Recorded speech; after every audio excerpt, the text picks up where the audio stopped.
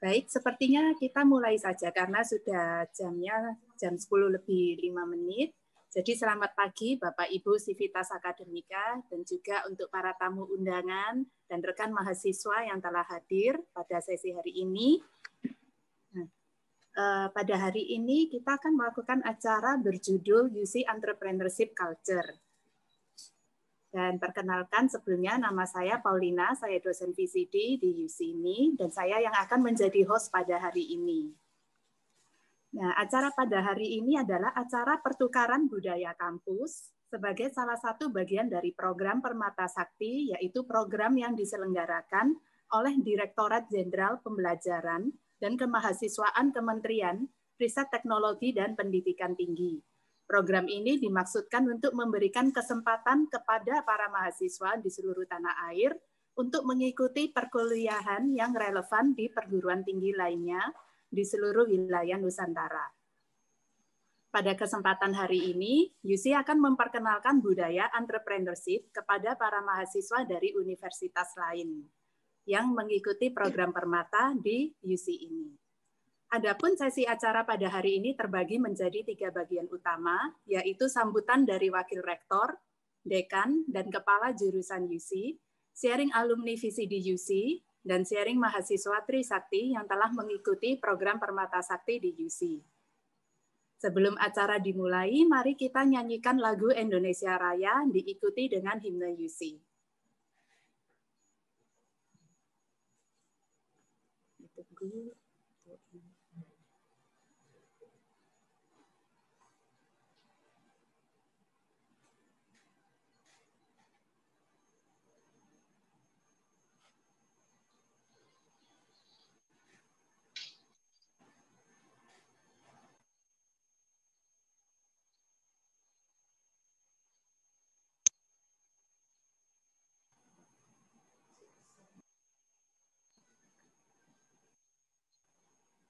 Sebentar, mohon maaf Bapak Ibu, sepertinya videonya masih belum tershare. Kita akan ulangi lagi. Ya, kita bisa menyanyikan Indonesia Raya dahulu.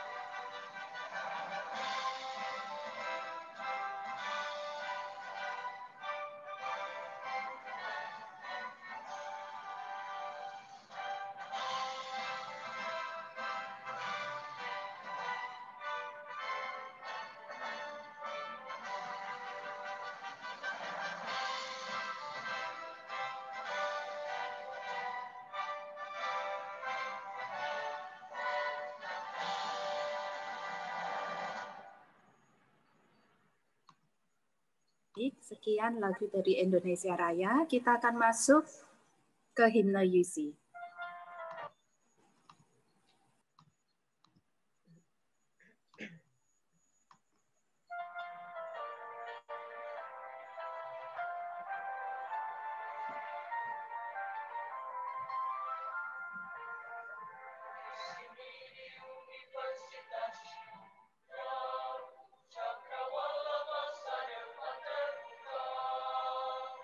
Bagi generasi muda bangsa Indonesia.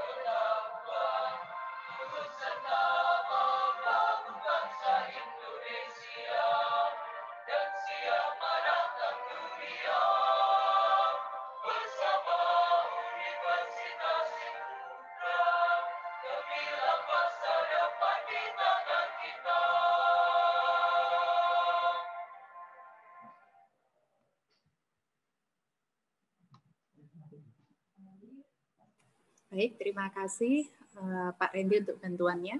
Sekarang kita sebelum memulai acara, kita akan melakukan absensi terdahulu. Ini ada di chatting, mohon dicek untuk para peserta.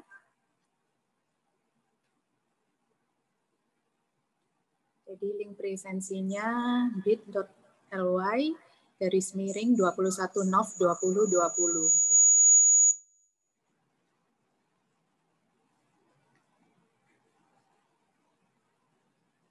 Akan tunggu sejenak untuk pengisian absensinya.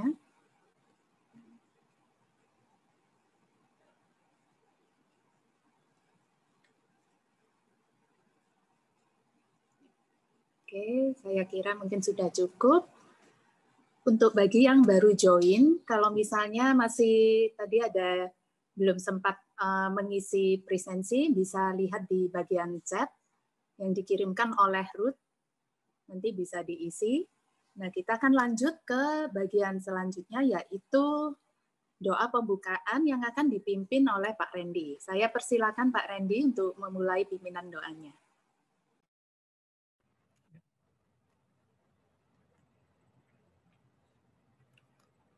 Selamat pagi para Bapak, Ibu, para undangan dan rekan-rekan sekalian, dan juga para teman-teman mahasiswa peserta program Permata Sakti. Sebelum kita mulai acara, marilah kita berdoa terlebih dahulu untuk memanjatkan puji syukur. Silakan berdoa dengan kepercayaan masing-masing. Doa akan saya pimpin secara Kristiani. Atas nama Bapa dan Putra dan Roh Kudus. Amin.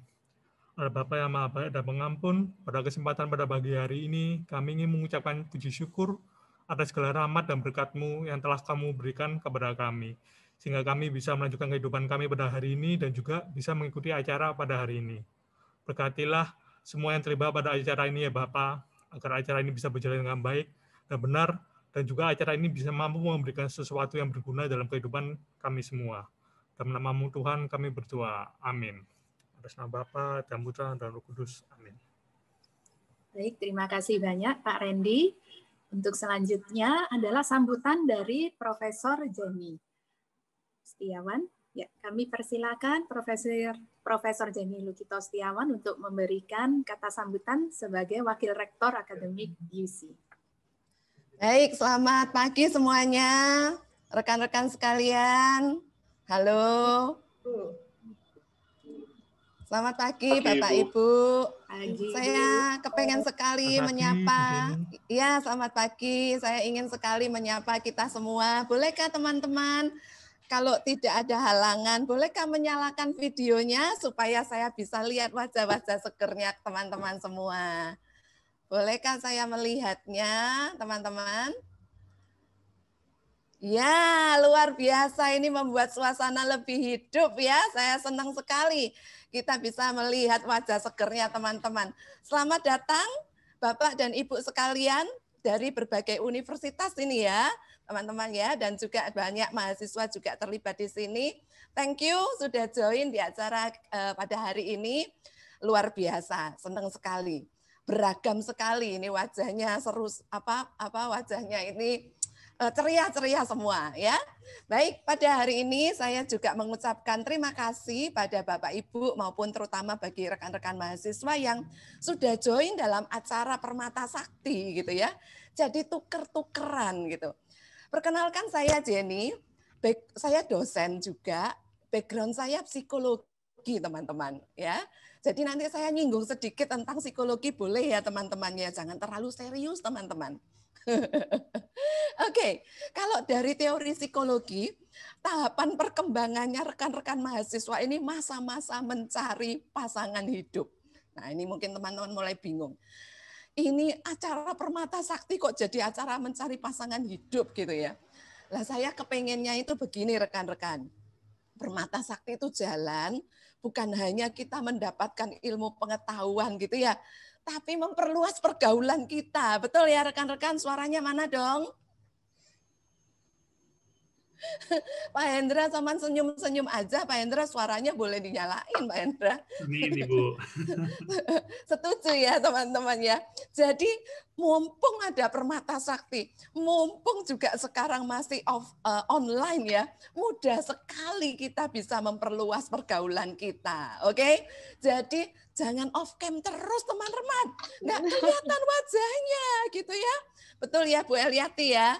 Oke, nah jadi rekan-rekan sekalian, sorry kalau saya nggak nyebut satu-satu, saya juga bingung yang mana saja ini.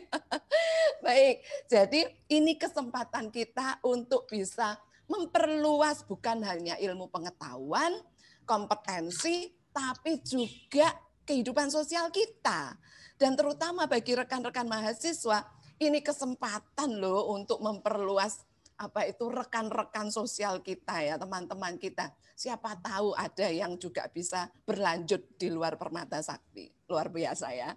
Oke, nah pada kesempatan ini Pak Kris Ang itu senyum-senyum. Karena Pak Kris Ang itu, istri Pak Kris Ang ini bocorin rahasia ya. Istri Pak Kris Ang itu enggak dari jurusan VCD rekan-rekan. Bukan dari desain komunikasi visual. Karena lintas prodi ya, kebanyakan lintas prodi akhirnya bertemu. Ini lintas universitas juga bisa bertemu rekan-rekannya. Jadi tolong lihat-lihat lagi wajah-wajah yang di sini, yang di layar Anda. Bagi teman-teman yang belum nyalain video, nyalain gitu ya, biar kelihatan ya. Nanti boleh chat-chat personal, siapa tahu bisa berlanjut. Ini jadi promosi yang lain, ini aliran psikologi. Saya kembali pada jalan yang benar dulu ya teman-teman ya. Oke, saya disuruh memberi sambutan tentang entrepreneurship culture teman-teman. Ya Bapak Ibu dan rekan-rekan sekalian, izinkan saya share ya tentang entrepreneurship culture di Universitas Ciputra. Ini udah terlihat kah gambar saya teman-teman? Ya. Sudah ya, nah gitu kalau ada respon tuh seneng rasanya ya, ada tanda-tanda kehidupan bagi kita semua ya. Oke, jadi rekan-rekan ini gambarnya kalau di Universitas Ciputra itu kami punya monumen di depan ini ya. Ini gambarnya 2 entrepreneur muda ya. Jadi memang Universitas Ciputra ini didirikan ya oleh Bapak Insinyur Ciputra ya, dengan satu tagline yaitu creating world class entrepreneurs, teman-teman. Creating world class entrepreneur. Nah, Pak Ciputra itu ingin sekali ya dalam visinya Pak Ciputra itu ingin sekali bahwa yang namanya entrepreneur itu jangan dibatasi pada anak-anak pebisnis saja, nanti dia punya anak jadi pebisnis juga dan sebagainya gitu. Pak Ciputra itu mimpinya besar sekali gitu ya. Ingin supaya anak polisi, anak guru, anak nelayan itu juga bisa menjadi entrepreneur gitu ya. Karena itulah Pak Ciputra itu mendirikan Universitas Ciputra gitu ya. Supaya lebih banyak generasi muda Indonesia itu punya pola pikir entrepreneurial, bisa menjadi entrepreneur yang benar-benar dididik untuk menjadi entrepreneur ya. Jadi kalau kita ngomong tentang Universitas Ciputra Entrepreneurship Culture, ya ini kembali lagi kepada tagline kita, yaitu creating world class entrepreneur. Nah rekan-rekan sekalian, ini saya cerita sedikit ya teman-teman ya. Jadi ini berkaitan sekali dengan visi dari Universitas Ciputra, yaitu ingin menjadi universitas yang menciptakan entrepreneur kelas dunia.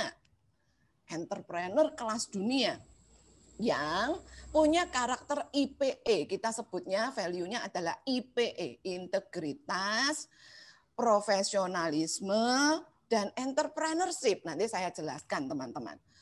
Tidak cuma IPE, hanya harus punya karakter kebangsaan. Jadi maksudnya apa? Cinta kepada negara dan bangsa Indonesia ini. Karena apa? Karena kita ini warga negara Indonesia, jadi mestinya dengan bekal ilmu pengetahuan kita, bekal kompetensi kita, kita kontribut kembali kepada bangsa kita, negara kita, gitu ya teman-teman ya. Dan ini bisa memberi kontribusi positif bagi bangsa Indonesia. Nah rekan-rekan, kalau kita bicara tentang kurikulum di Universitas Ciputra, itu menyorot pada 2 hal utama, teman-teman. Jadi ada yang disebut dengan kompetensi entrepreneurial, ada yang disebut dengan kompetensi keilmuan, teman-teman. Jadi kami melihat bahwa dua kompetensi ini penting banget. Ya, kompetensi entrepreneurial itu harus dimiliki oleh seluruh mahasiswa di Universitas Ciputra, jurusan apapun gitu ya. Jadi kalau yang dari psikologi itu biasanya suka garuk-garuk gitu. Entrepreneurship apa hubungannya sama psikologi? Gitu. Itu kan jurusan anak-anak jurusan bisnis, itu alirannya anak-anak bisnis, misalnya seperti itu gitu ya. Tapi kalau di Universitas Ciputra ini menjadi culture, jadi menjadi kompetensi kita semua gitu ya. Nah nanti saya jelaskan apa itu ya rekan-rekan ya. Nah teman-teman, selain kompetensi entrepreneurial, ada yang disebut dengan kompetensi bidang ilmu. Nah ini sesuai dengan jurusannya masing-masing. Tujuannya apa teman-teman? Tadi saya sudah menyampaikan bahwa tujuannya memberi kontribusi positif bagi bangsa Indonesia. Jadi yang namanya entrepreneurship itu sering kali orang berpikir, oh buka bisnis, buka usaha sendiri. Betul, bahwa entrepreneurship juga salah satunya memberikan nilai, yaitu nilai secara ekonomi, gitu ya, secara finansial, buka usaha sendiri. Tapi rekan-rekan sekalian, tidak boleh kita membatasi entrepreneurship itu hanya di dalam konteks berbisnis. Ya, jadi kompetensi entrepreneurial itu maksudnya apa? Kita mampu menciptakan value lebih. Value lebih itu bisa berupa value sosial, bisa berupa value budaya. Ya kalau misalnya ada culture tertentu, ada keunikan tertentu di satu desa, contohnya di desa Peniwen gitu ya.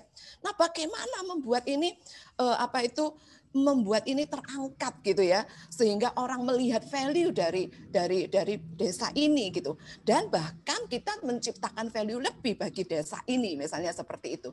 Itu adalah contoh supaya masyarakat Indonesia itu bukan hanya sejahtera secara ekonomi, tetapi secara well-being-nya dia ya, secara psikologis, secara sosial, budaya itu juga berkembang.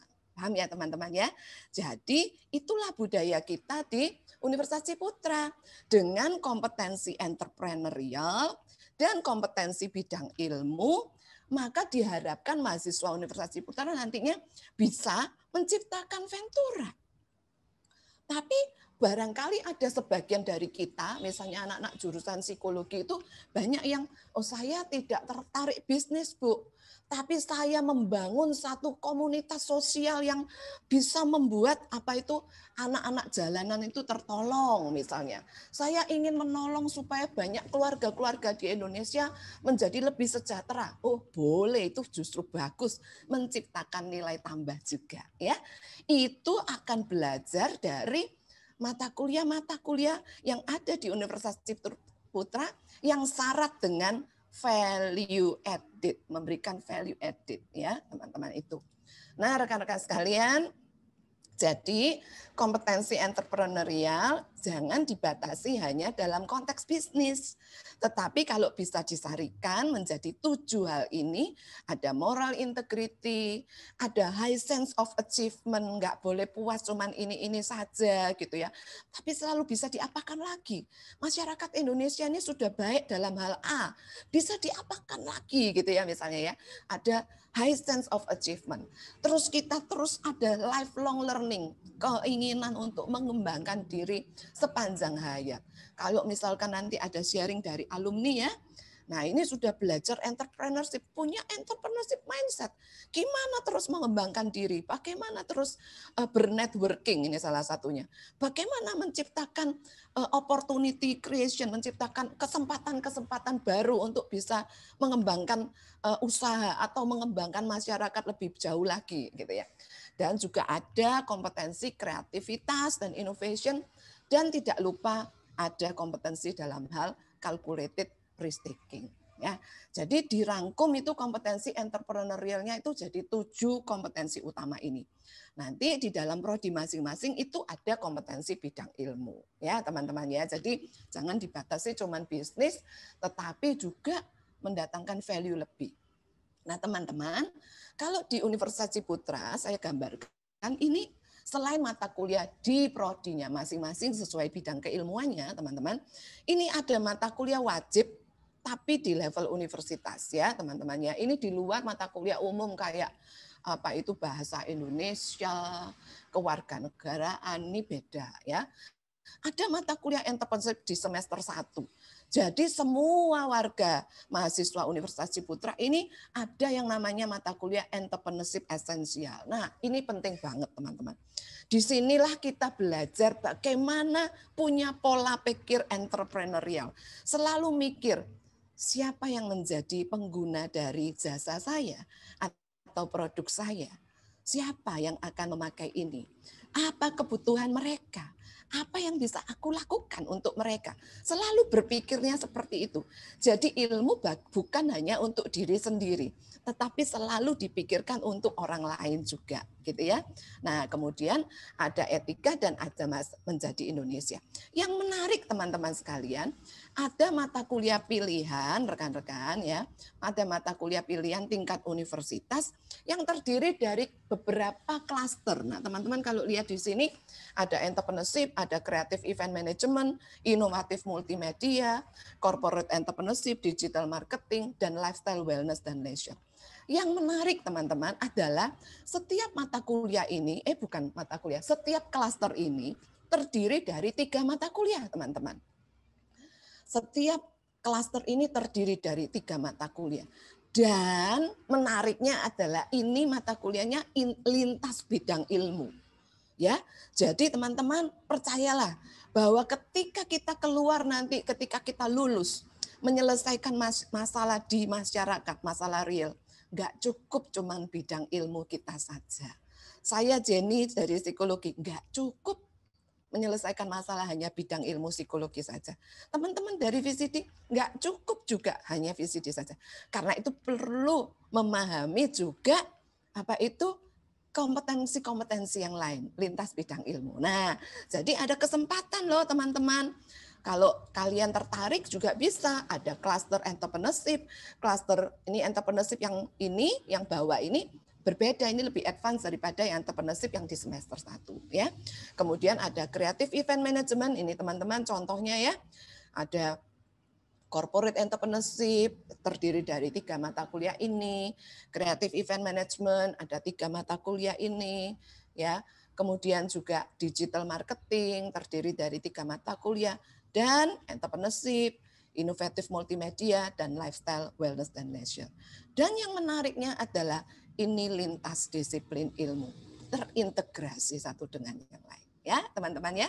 Jadi itulah budaya di Universitas Ciputra yang tercermin di dalam kurikulum bahwa setiap mata kuliah yang ada bukan hanya mata kuliah yang ada di level universitas, tapi di level prodi juga syarat dengan satu pertanyaan, value apa yang diberikan. Jadi selalu ada luaran apa yang bisa diberikan, value lebih apa. Ya tidak cuman aku bisa ini, tetapi ini harus bisa menyelesaikan satu masalah apa. Begitu. Oke teman-teman sekalian, thank you untuk partisipasi rekan-rekan sekalian. Selamat bersinergi semuanya dan all the best buat kalian semua. Selamat siang teman-teman. Baik, terima kasih Profesor Jenny. Ya ini saya juga ini ya dapat banyak lagi dan mungkin akan saya rangkum secara ringkas. Jadi tadi Profesor Jenny sudah memberikan tentang 7 kompetensi entrepreneurial dan juga beberapa mata kuliah yang terintegrasi. Nah, di mana ini kalau boleh saya konklusikan itu sangat penting sekali karena kita nggak cukup ya hanya belajar di satu bidang ilmu saja, tapi supaya kita mampu memberikan value atau ilmu lebih untuk orang lain, kita juga harus belajar lintas bidang ilmu yang lain untuk menemukan sebuah solusi yang bisa dipakai untuk orang-orang yang membutuhkan solusi tersebut. Jadi ini sangat bagus sekali untuk para mahasiswa lain yang ingin mencoba untuk melakukan integrasi mata kuliah ini agar mereka mendapat ilmu tambahan. Kurang lebih seperti itu ya Profesor Jenny ya. Oke, betul sekali. Ya, terima kasih Bu. Ini semangatnya Ibu menular ke saya, langsung melek tanpa kopi akhirnya saya. Iya, ini harus nyalain video semua nih supaya kita memperluas pemandangan kita. Iya, terima kasih Profesor Jenny. Baik, selanjutnya kita akan masuk ke sambutan dan sharing oleh dosen School of Entrepreneurship dan Humanities, yaitu Ibu Lili Kristanti. Silakan Ibu. Oke, thank you Bu Pau. Thank you Prof. Jenny sudah mengawali tadi dengan menceritakan atau men-sharingkan yang menjadi nilai-nilai dan budaya di UC. Saya akan sharing untuk yang lebih spesifik tentang entrepreneurship-nya itu sendiri. Jadi saya dekan di Fakultas Entrepreneurship, jadi ya yang diomongin entrepreneurship-nya gitu ya teman-teman ya. Oke, saya akan share screen.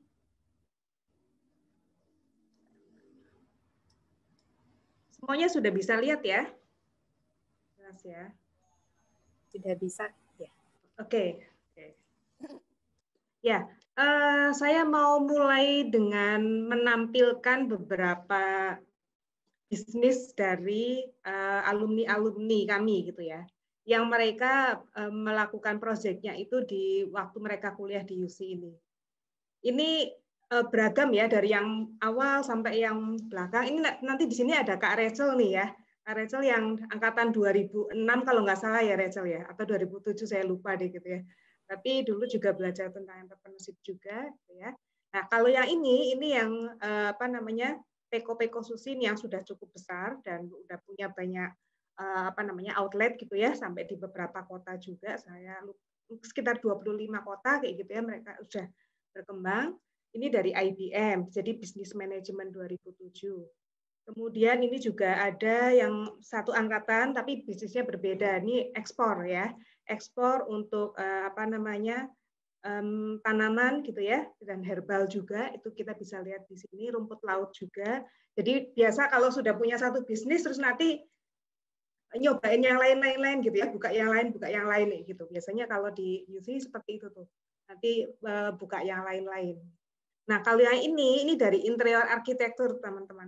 Jadi dari 2008 Desi ini bisnisnya bisa dibilang social enterprise juga gitu ya, tetapi juga dia bisnis maksudnya gini, selain dia berbisnis dan menjual produk-produknya dengan cukup mahal sebenarnya ya, tetapi dia ada misi sosialnya karena dia ingin mengurangi atau berpartisipasi di dalam mengurangi sampah plastik gitu ya. Jadi ini adalah tas-tas yang dibuat dari tas kresek hitam. Jadi kalau teman-teman tahu kresek hitam yang biasa sudah kita pakai diuntel-untel dibuang tempat sampah, sama Desi ini kemudian dipungut gitulah ya, diambil, dibersihkan, kemudian diolah jadi tas. Tasnya yang paling murah itu 750.000. Saya pernah datang ke pamerannya gitu ya, ngeliat gitu ya, itu yang paling murah ya. Jadi kalau yang ransel gini atau backpack pasti akan jauh lebih mahal gitu. Dan yang menariknya dia memberdayakan ibu-ibu yang di sekitar dia, di lingkungan dia. Dia tetap bertahan untuk tetap di Ambarawa gitu ya, tidak mau pindah ke kota besar karena dia yakin bahwa di kota kecil pun dia bisa membangun bisnis. Kemudian ini IBM lagi ya. Jadi ini dia cukup cepat waktu itu berbisnisnya waktu belum lulus ya, sudah mulai nih bikin kafe, kemudian dengan konsep yang kontainer seperti ini, dan dia sudah buka 5 cabang sekarang di Gresik gitu ya. Dan anaknya cukup agresif juga dalam artian mengembangkan bisnisnya, dia membangun kerjasama dengan banyak pihak gitu ya. Kemudian ini yang dari FPD ya, bukan FDB sekarang. FPD, jadi produk design ini Lulu Marla dia punya line bisnisnya hijab tapi yang untuk anak-anak muda gitu ya. Dan Lulu ini sudah sempat dapat istilahnya hibah gitulah ya, untuk bisa pergi ke Eropa untuk ke Fashion Week di sana gitu, dan dia sudah punya produk lain ini. Kemudian ini yang dari culinary business ya. Kalau ini sebenarnya Jovita nih berangkat dari bisnis orang tuanya gitu ya. Tetapi kemudian dia mengembangkannya lagi ya. Jadi dia menambahkan ada kafe. Kalau orang tuanya itu toko oleh-oleh gitu ya. Terus kemudian dia menambahkan dari bisnis orang tuanya itu dengan bisnisnya dia sendiri, membuat kafe di Solo, di Tawangmangu ya. Nah, kalau tadi Bu Jenny banyak cerita tentang selain venture, tapi juga ada value creation gitu. Ini sebenarnya ini juga anak VCD ya, dan ini multidisiplin nih antara VCD dengan multimedia, anak mahasiswa multimedia. Ini masih sekarang belum lulus nih ya, lagi skripsi kayaknya. Nah ini mereka ini membuat petualangan menuju sesuatu. Jadi ini content creator sebenarnya.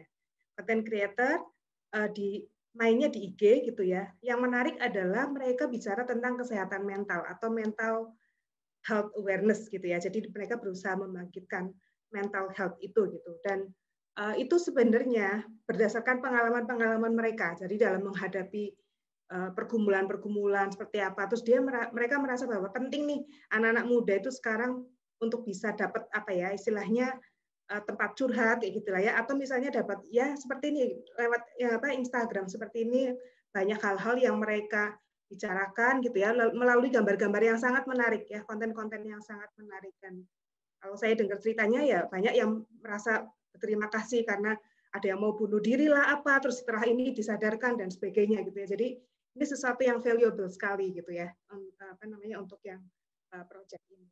Oke. Sekarang bagaimana kita bisa membentuk culture yang sedemikian di UC ini?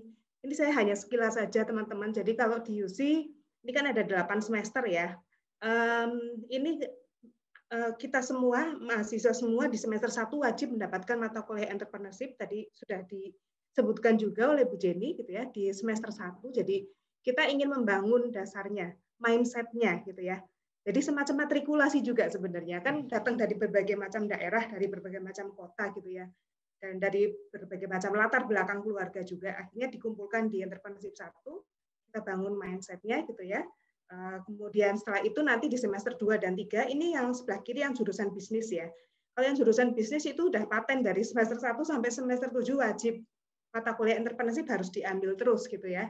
Ini di semester 2 ada entrepreneurship venture creation, jadi membuat atau membangun bisnis model seperti apa, kemudian di 3 eksekusinya gitu ya.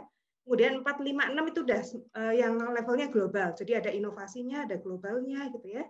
Kemudian inovasi dalam perusahaan yang sudah dikembangkan tadi atau scale up. Terus kalau yang ke-7 nanti bentuknya magang ya, dari mahasiswa IBM. Nah, kalau yang non IBM atau non bisnis bagaimana? Kalau non bisnis nanti akan bergabung di semester 4 kalau mereka berminat atau tertarik untuk mengembangkan ventura gitu ya, atau venture itu atau bisnis. Jadi mereka nanti bisa gabung di semester 4, nanti bisa kolaborasi dengan teman-temannya yang dari bisnis gitu ya. Kita sih sangat mengencourage supaya bisnis itu bisa terdiri dari multidisiplin ya, tidak hanya dari bisnis aja, tapi dari VCD, dari interior arsitektur gitu ya, dari teknologi dan sebagainya. Karena itu akan semakin memperkaya dan memperkuat kelompok bisnis gitu ya. Jadi di sini nih di 4, 5, 6 ini mereka nanti bisa ya. Tapi kalau untuk yang non bisnis ini menjadi pilihan. Mereka apakah akan pilih entrepreneurship atau yang value creation seperti digital marketing dan sebagainya tadi. Nah, ini kurang lebih untuk yang lebih jelasnya gitu ya. Jadi ini 1, kemudian 2, 3, 4, 5, 6, 7. Kalau yang di non bisnis ada di sini. Oke, ini kalau digambarkan seperti ini kurang lebih ya teman-teman journey-nya ya. Jadi dari E1, E2, E3, 4, 5, 6, 7. Karena kami meyakini bahwa culture itu tidak bisa dibentuk hanya dengan kuliah entrepreneurship 1 semester, 2 atau 3 SKS saja, nggak bisa gitu ya. Itu harus terus ditanamkan supaya terinternalisasi lah istilahnya seperti itu. Jadi ini memang butuh proses yang panjang gitu ya, dan kita sudah jalan 16 tahun gitu ya. Kita sudah menemukan bentuknya. Oke, berarti dari E1 sampai E7 dan kita terus mencoba untuk mengupdate dengan dengan perkembangan yang ada di pendidikan bisnis di dunia ini gitu ya. Jadi kita mulai pakai pendekatan-pendekatan yang sudah modern, design thinking gitu ya. Kemudian untuk bisnis model kita pakai bisnis model canvas dan sebagainya. Itu semua diajarkan ke mahasiswa yang mengambil mata kuliah entrepreneurship ini. Ini kita juga ada Family Business Center gitu ya. Kemudian ada Social Enterprises, Social Entrepreneurship juga. Dan kita juga sudah punya inkubator gitu ya, inkubator yang arahnya lebih ke startup bisnis ya. Oke, ini UC Ventures namanya ya, ke startup bisnis. Jadi yang lebih ke ada sentuhan digitalnya yang fast growth company seperti itu. Nah, yang kita tawarkan ke mahasiswa untuk membentuk tadi ya culture entrepreneurship itu adalah kita merekrut juga praktisi-praktisi atau para entrepreneurs itu, karena kami menyadari bahwa kalau dosen saja mungkin secara pedagoginya bagus gitu ya, secara pedagoginya bagus dan mungkin menyerap ilmunya itu pun cepat gitu, tapi kita juga butuh street smart istilahnya gitu ya, butuh street smart. Jadi kadang-kadang kan apa yang ada di textbook itu beda dengan di kenyataan. Nah, kita ini butuh orang-orang yang benar-benar menggelutinya dari hari ke hari gitu. Jadi para entrepreneur ini.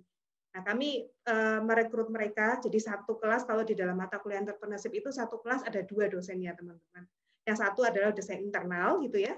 Kemudian yang satu lagi adalah namanya kita sebut entrepreneurs in residence ya. Jadi entrepreneur yang mengajar di mata kuliah entrepreneurship ini. Jadi tadi mereka akan memberikan atau meng-guide mahasiswa, mementor mahasiswa gitu ya untuk best practice-nya seperti apa sih gitu ya kalau di lapangan. Jadi ini kita berusaha untuk memberikannya secara lengkap ke mereka. Kemudian kita juga welcome banget dari seluruh jurusan gitu ya, dari seluruh prodi. Tadi yang saya kasih contoh ada bermacam-macam gitu ya, alumni-alumni dari berbagai prodi. Nanti Rachel juga akan membagikan bagaimana bisnisnya dia kalau dia dari VCD gitu ya. Kemudian ini kurang lebih gambaran kelas-kelas entrepreneurship gitu ya, di Reboan, kita sebut Reboan karena semua kelas entrepreneurship itu ditaruh di hari Rabu gitu ya. Jadi kita buat supaya kelas itu aktif gitu ya, nggak cuma duduk aja, jadi langsung berbentuk kelompok-kelompok seperti ini, kemudian ada activity-activity yang akan menstimulasi mereka gitu ya, untuk berpikir kreatif, berpikir kritis, seperti itu. Ini kita juga, nah ini misalnya mereka buat,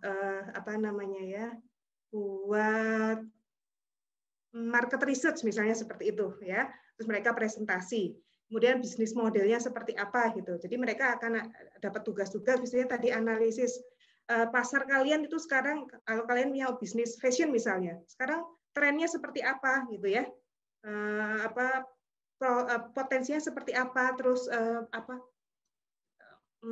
kompetitornya itu apa aja gitu. Itu juga nanti mesti dilakukan satu persatu kemudian dipresentasikan di kelas. Jadi kelas itu akan lebih hidup, nggak cuma satu arah. Gitu ya.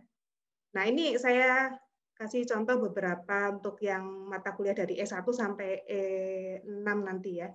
Yang entrepreneurship essential tadi kan dibuat, saya bilang untuk membangun mindset-nya. Jadi mengembangkan entrepreneurial mindset melalui entrepreneurial project. Gitu ya. Kalau di sini nih ada beberapa kelompok mahasiswa, mereka pergi ke panti asuhan gitu ya, kemudian juga ke anak-anak jalanan, kemudian ada juga yang pergi ke komunitas yang membangun yang untuk menampung anak-anak ex narkoba gitu ya, atau ya pengguna narkoba yang mereka mencoba untuk bisa diterapi supaya bisa kembali atau lepaslah dari narkoba itu gitu ya. Itu salah satu contohnya. Ada juga yang ke panti jompo misalnya ya. Tapi yang jelas itu mereka ke sana akan interview gitu ya, akan coba dig out untuk mencoba menggali apa sih kira-kira kebutuhan dari komunitas-komunitas sosial ini yang mahasiswa itu bisa berpartisipasi atau bisa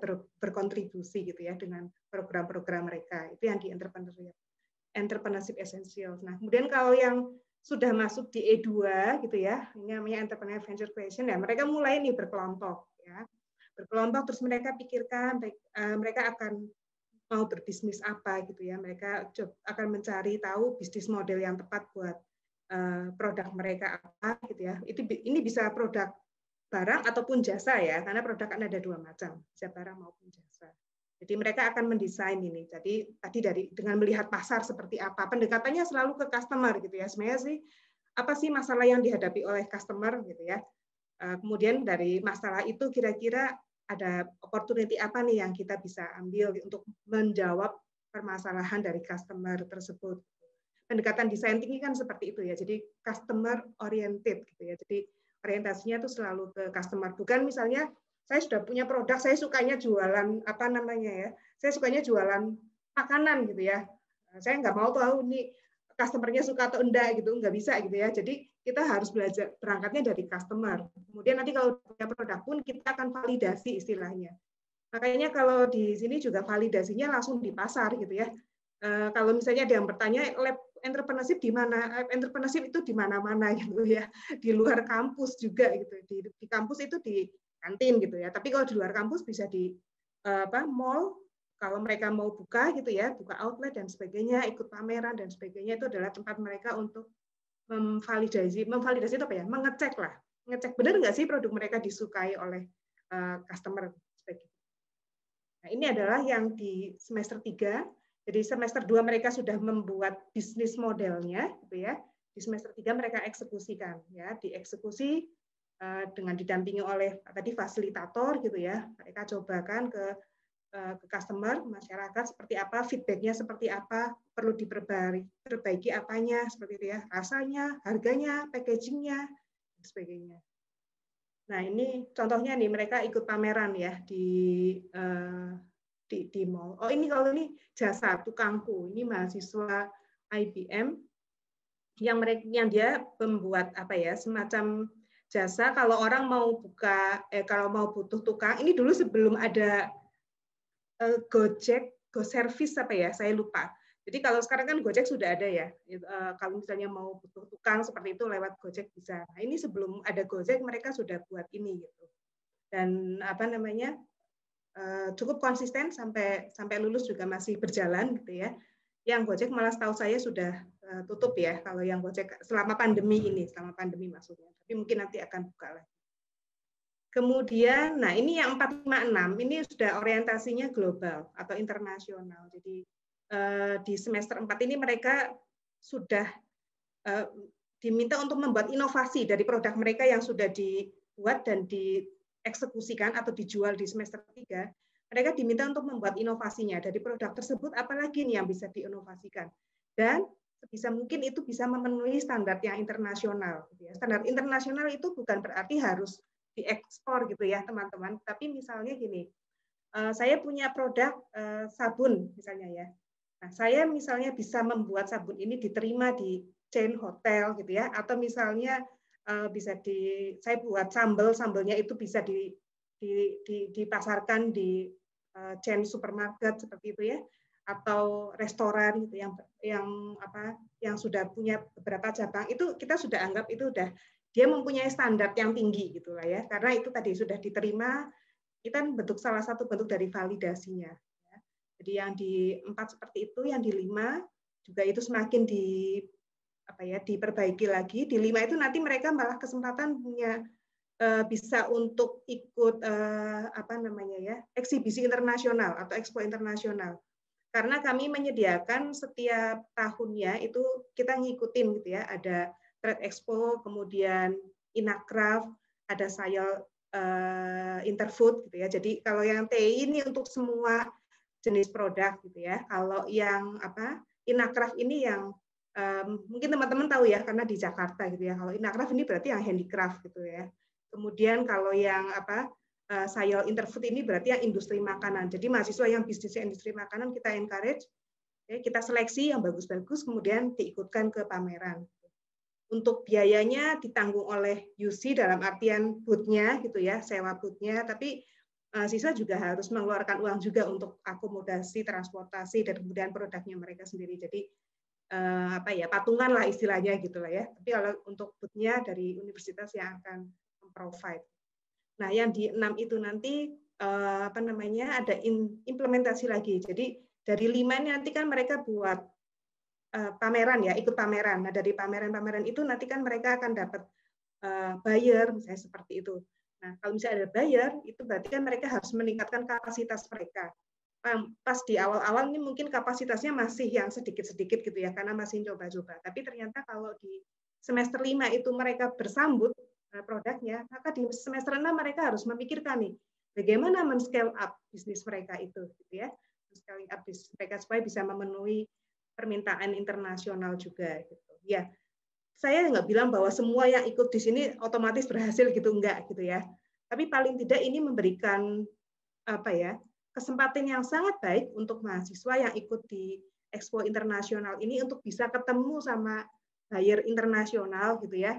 Mereka dengan bahasa Inggris mereka ada yang bagus, ada yang nggak bagus gitu ya, tetapi bisa sampai message-nya yang penting gitu ya. Tapi yang penting message-nya bisa sampai, mereka bisa menyampaikan produk mereka apa gitu. Terus nanti kalau bayarnya nanya gitu ya, mereka bisa menanggapi, tanya kalau harga beli satu kontainer harganya berapa dan sebagainya gitu ya. Tanya speknya apa, perizinannya seperti apa gitu. Nah, di pameran internasional ini sangat-sangat menolong mereka gitu ya untuk bisa ngerasain gitu ya. Seperti apa sih kalau misalnya kita main di level yang global.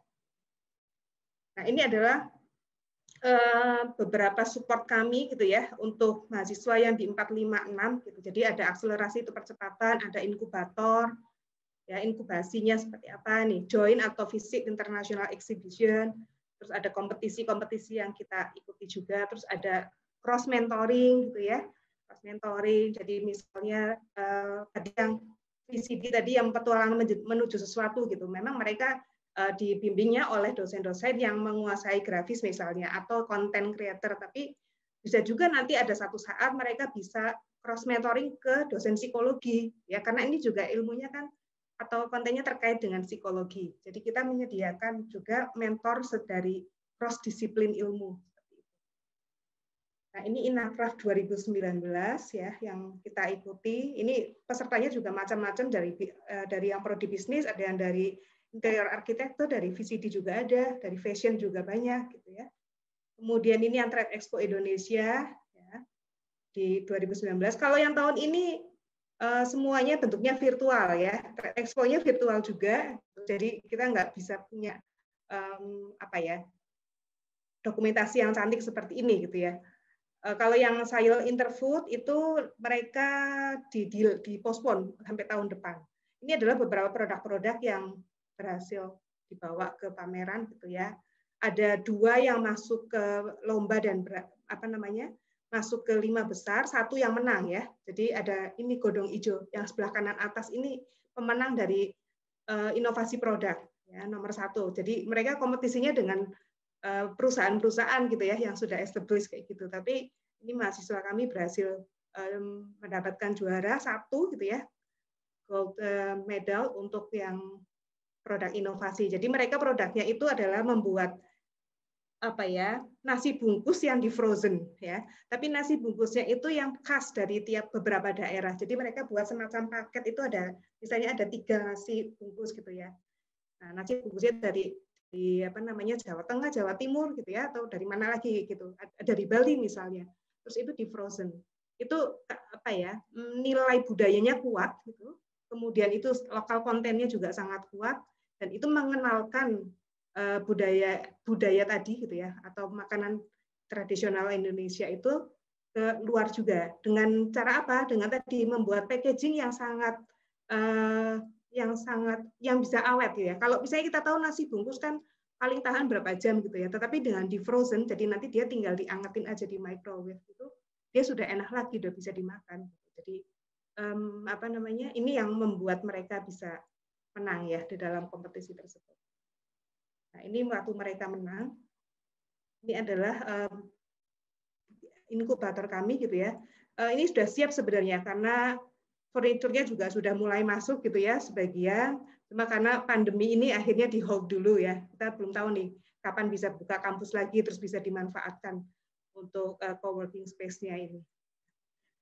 Saya masih punya waktu nggak Pak Randy? Sebenarnya sudah ini ya. Sudah habis ya? Sudah habis. Lewat ya? Oh ya sudah. Iya. Jadi saya mau putar video sebentar yang saya interview itu. Ya udah nggak usah berarti ya? Iya. Ini kebetulan waktunya sudah ini sih sudah agak over sedikit. Sorry. Oh nggak apa-apa Bu. Ya. Oh mungkin ada yang mau ditambahkan oleh Bu Lili?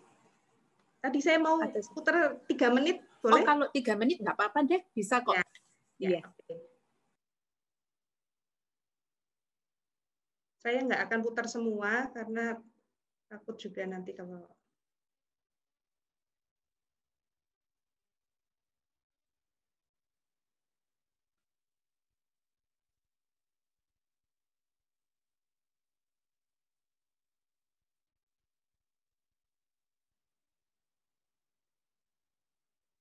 Ini waktu mereka mulai siap-siap ya.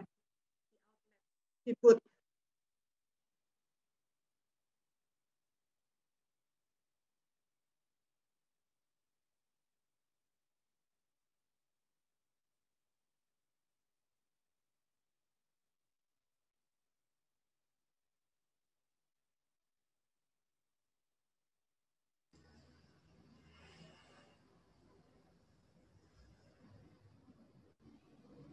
Soundnya belum masuk.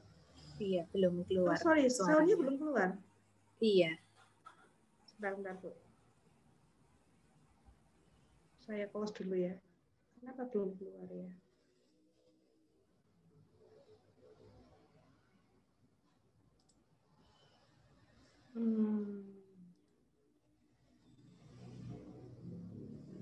Waduh, saya enggak. Sebentar. Mikrofon, absen assistant.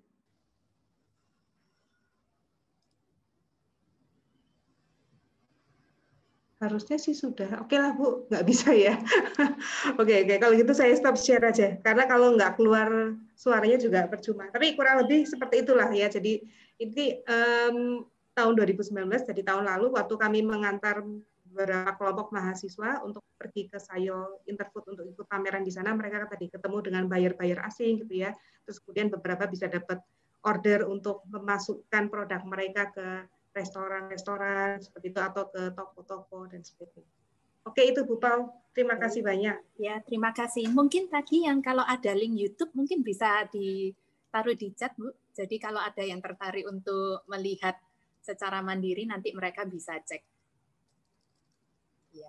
Terima kasih banyak. Jadi tadi Bu Lili secara ringkas sudah menjelaskan tentang learning journey, kemudian struktur kurikulum entrepreneurship, dan juga roadmap, serta beberapa contoh bisnis, yang mana tentunya memang kalau entrepreneurship itu nggak bisa diajarkan hanya 1 semester saja. Jadi harus ada beberapa tahapan, sehingga nanti resultnya juga bisa seperti contoh-contoh bisnis yang tadi sudah dipaparkan oleh Bu Lili Kristanti.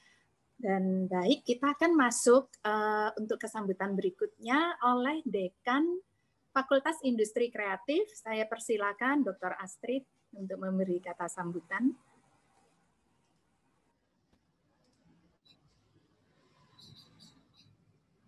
Terima kasih Bu Paulina dan juga rekan-rekan sekalian. Selamat pagi, selamat bertemu dengan kita semua. Semangat ya semuanya. Hari ini saya akan menjelaskan mengenai unit bisnis di Fakultas Industri Kreatif. Saya akan segera share screen.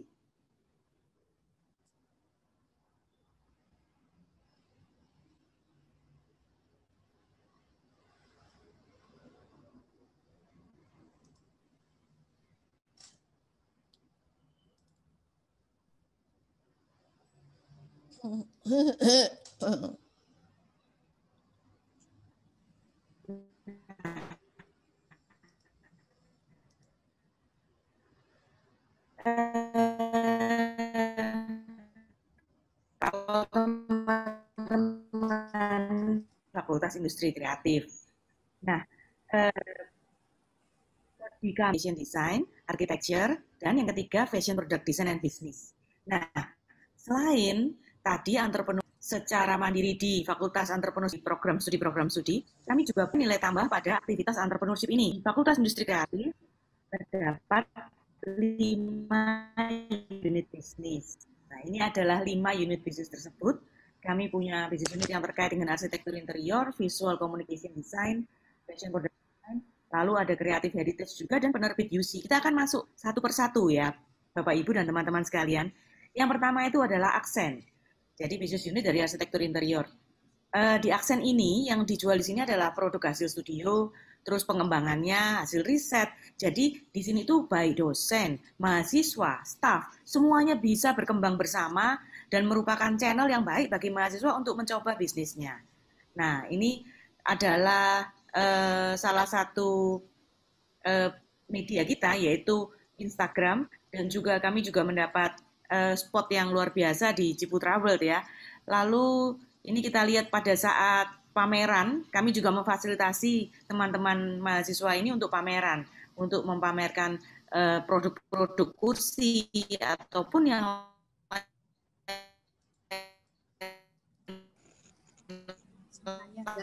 lain ya.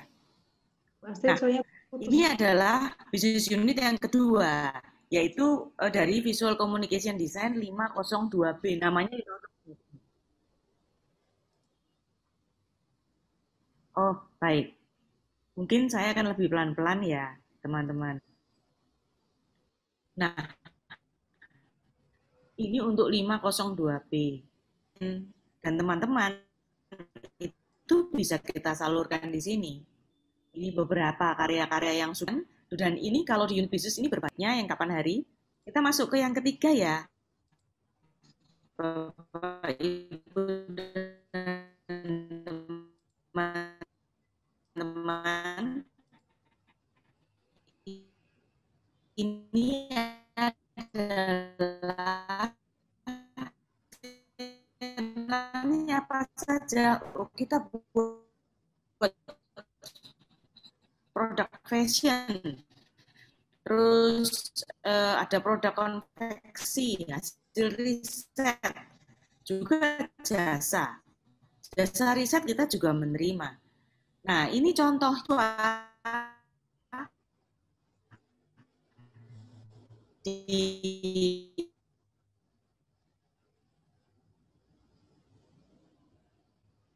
Ya, sepertinya koneksinya ini ada problem dengan koneksinya dari Bu Astrid. Kita akan tunggu sebentar.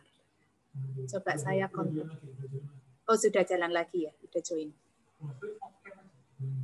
Ya, tadi sepertinya sudah off cam sih. Oh ya. Coba saya japri beliau. Halo, ya, saya sudah hadir, Bu. Saya stop share dulu sebentar.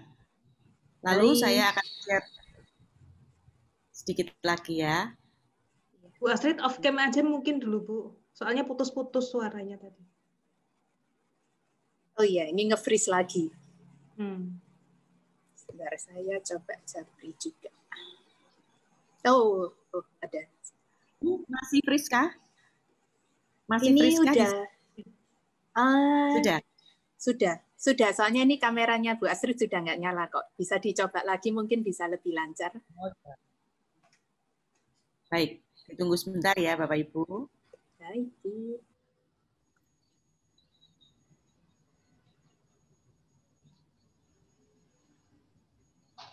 Saya akan segera share untuk beberapa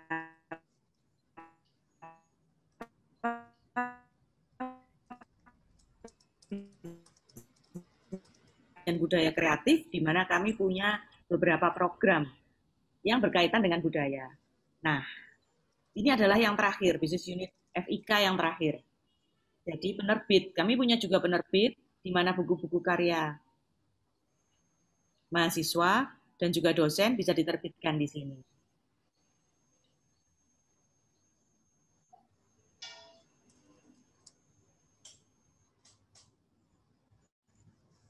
Demikian teman-teman dan Bapak Ibu sekalian, terima kasih kepada Ibu Paulina. Putus. Oh sudah ya Bu, ini tadi soalnya putus-putus lagi suaranya. Ya Bu, sudah. Terima kasih sudah, banyak. Ya. Saya kembalikan pada. Ya, terima kasih banyak Bu Astrid. Walaupun koneksinya memang agak on off, tapi terima kasih sudah menyampaikan sharingnya hari ini. Kemudian saya akan masuk ke sambutan oleh Kaprodi Visual Communication Design. Saya persilakan Bapak Stefanus Christian Anggrianto untuk memberikan sambutannya.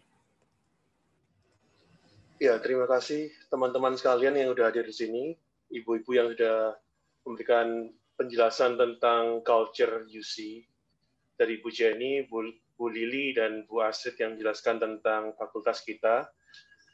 Saya berterima kasih karena stadion saya sambil dengerin ibu-ibu sekalian, saya sambil ngeditin PPT saya, jadi banyak yang sudah bisa dihapus berkat ibu-ibu sekalian. Terima kasih banyak. Oke, saya akan men-sharingkan sedikit tentang VCD-nya sendiri. Tadi udah jelas banget tentang UC dan tentang entrepreneurship UC. Sekarang saya akan men-sharingkan tentang VCD UC. Ya, ini saya, Christian Anggrianto, Head of Department Visual Communication Design, School of Industry Creative. Field of interest saya di branding. Lalu untuk VCD sendiri, VCD UC sudah berdiri sejak tahun 2006. Kami sesuai dengan kredo yang tadi sudah sempat dijelaskan oleh Bu Jenny, kami berpegang teguh pada kredo IPE, Integrity, Profesionalisme, dan Entrepreneurship.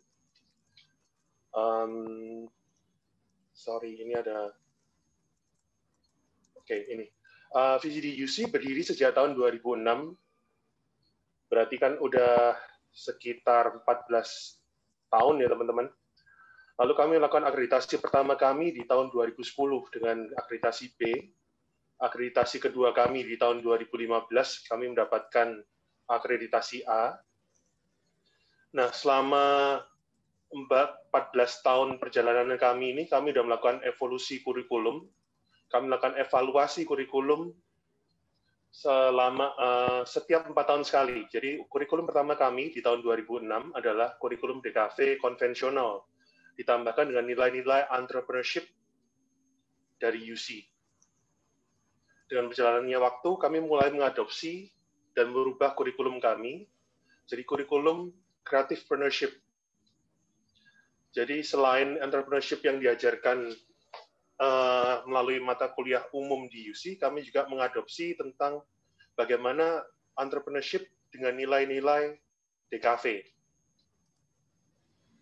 Dengan berjalannya waktu, di tahun 2015, kami mulai mengembangkan lagi kurikulum kami, jadi creativepreneurship dengan kolaborasi.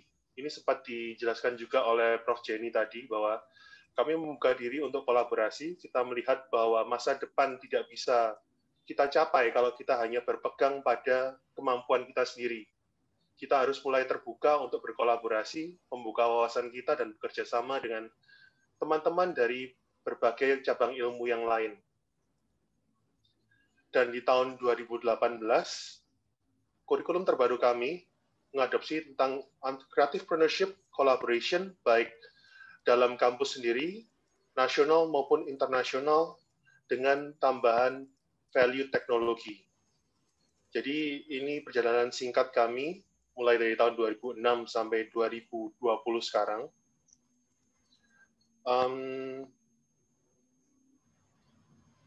Jadi kami mengalami banyak perubahan juga. Kita melihat bahwa pandemi COVID-19 ini merubah semua tatanan hidup kita. Dari sesuatu yang nyaman, kita bisa tatap muka secara sinkronus. Di setiap pertemuan kita harus berubah. Saat ini kami mengadopsi tiga ruang pendidikan, tatap maya, mandiri, dan kolaboratif. Saya rasa kalau hal ini pasti teman-teman sekalian juga sudah ngerasain semua ya. Kami mempergunakan segala aspek teknologi, kami beradaptasi secepat mungkin untuk bisa membawa proses pendidikan yang terbaik untuk mahasiswa kami.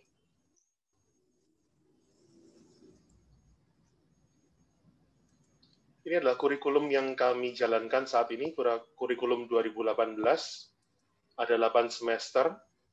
Kami bagi menjadi 3 bagian besar. Bagian pertama di semester 1 dan 2 adalah fundamen atau basic design. Di bagian kedua adalah skill identification and development. Di bagian ini mahasiswa didorong untuk menemukan skill mereka. Kita nggak cuma ngomong passion, kadang passion tanpa skill juga tidak bisa berjalan, jadi kita mengidentifikasikan skill mereka. Di mata kuliah visual study, mereka didorong untuk menemukan skill, passion, dan role model mereka dalam bidang desain. Setelah dari itu, kita mendorong mereka untuk belajar bagaimana mengaplikasikan skill mereka ke konteks-konteks yang ada di masyarakat. Di semester keempat, mereka belajar tentang bagaimana mengaplikasikan skill desain mereka dalam konteks sosial. Di semester kelima, mereka mengaplikasikan dalam konteks komersial. Lalu di bagian ketiga dari kurikulum kami adalah business development. Semua mahasiswa UC pasti mengalami fase untuk meng-create bisnis mereka, melakukan startup. Di fase ketiga kami mengakomodasi teman-teman yang sudah belajar tentang bisnis startup melalui mata kuliah entrepreneurship untuk bisa memberikan nilai lebih dari segi desain. Kadang-kala desain selalu dianggap sebagai bukan hal yang penting, hanya hal tambahan dalam sebuah bisnis. Kami merubah pola pikir itu dengan menambahkan inovasi di desain di bisnis teman-teman mahasiswa. Di semester 6, 7, dan 7, mereka mengembangkan bisnis mereka dengan inovasi desain. Dan di semester 8, mereka melakukan tugas akhir mereka dengan membuat laporan tentang inovasi desain yang mereka buat. Jadi semuanya masih dalam konteks desain komunikasi visual. Jadi ini adalah learning journey yang terjadi di VCD-UC. Kalau teman-teman lihat di semester 4, 5, dan 6 di bagian bawah, itu ada cross-disciplinary elective. Ada yang namanya elective. Kalau elective ini adalah elective prodi. Kalau cross-disciplinary ini berarti mahasiswa diberikan kesempatan untuk mengambil mata kuliah yang sesuai minat mereka, dan mereka anggap bisa membangun pengetahuan mereka, membangun bisnis mereka, melalui mata kuliah yang ada di program studi lain.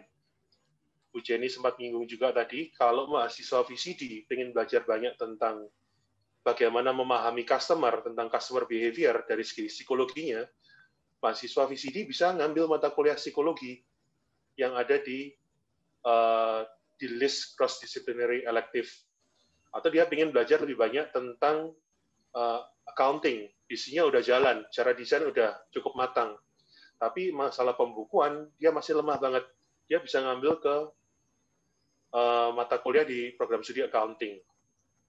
Sebetulnya kelas-kelas ini bukan berarti bahwa mereka akan menjadi master di semua bidang, enggak. Tapi dengan mengikuti kelas-kelas ini, mereka akan terbuka wawasannya bahwa banyak aspek di dalam kehidupan, dalam running sebuah bisnis yang tidak bisa dilakukan hanya dengan kemampuan seorang desainer. Mereka memiliki skill dasar, pengetahuan dasar bagaimana pengetahuan-pengetahuan itu diperlukan, dan mereka mulai membuka diri untuk mencari partner-partner baru di bidang ilmu yang lain. Itu sekilas tentang alur studi kami. Lalu berikutnya, yang kami sasar dalam 4 tahun ke depan adalah technology-based human-centered design dan sustainable design.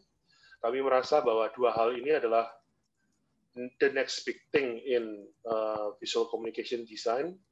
Kita sudah mengalami disrupsi COVID ini, dan kita akan maju terus dan menggunakan pandemi ini sebagai batu pijakan untuk lompat ke depan. Berikutnya, saya akan share tentang apa yang sudah kami lakukan dalam waktu 1 semester ini dengan disrupsi ini.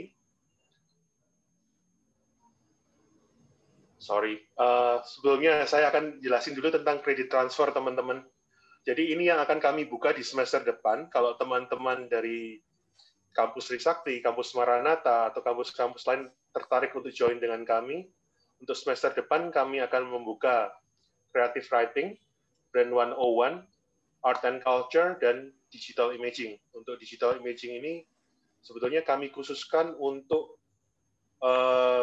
para mahasiswa yang bukan mahasiswa DKV.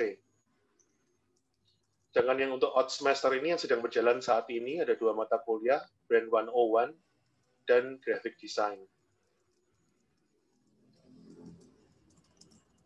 Oke, teman-teman, ini yang kami lakukan di 1 semester kemarin. Jadi biasanya kita jurusan DKV selalu mengadakan pameran, tapi karena COVID tidak dimungkinkan untuk melakukan hal tersebut, jadi kami berpikir bagaimana untuk dapat melakukan pameran, memberikan mahasiswa exposure terhadap pameran. Jadi kami melakukan pameran online. Pameran online ini ternyata jadi pameran online pertama yang dilakukan di Indonesia. Kami menggunakan platform Artstep, dan ternyata direspon sangat baik dari Artstep-nya sendiri, sampai mereka ini mengirimkan email khusus ke kita untuk mengucapkan terima kasih dan mengajak untuk kerjasama lebih lanjut.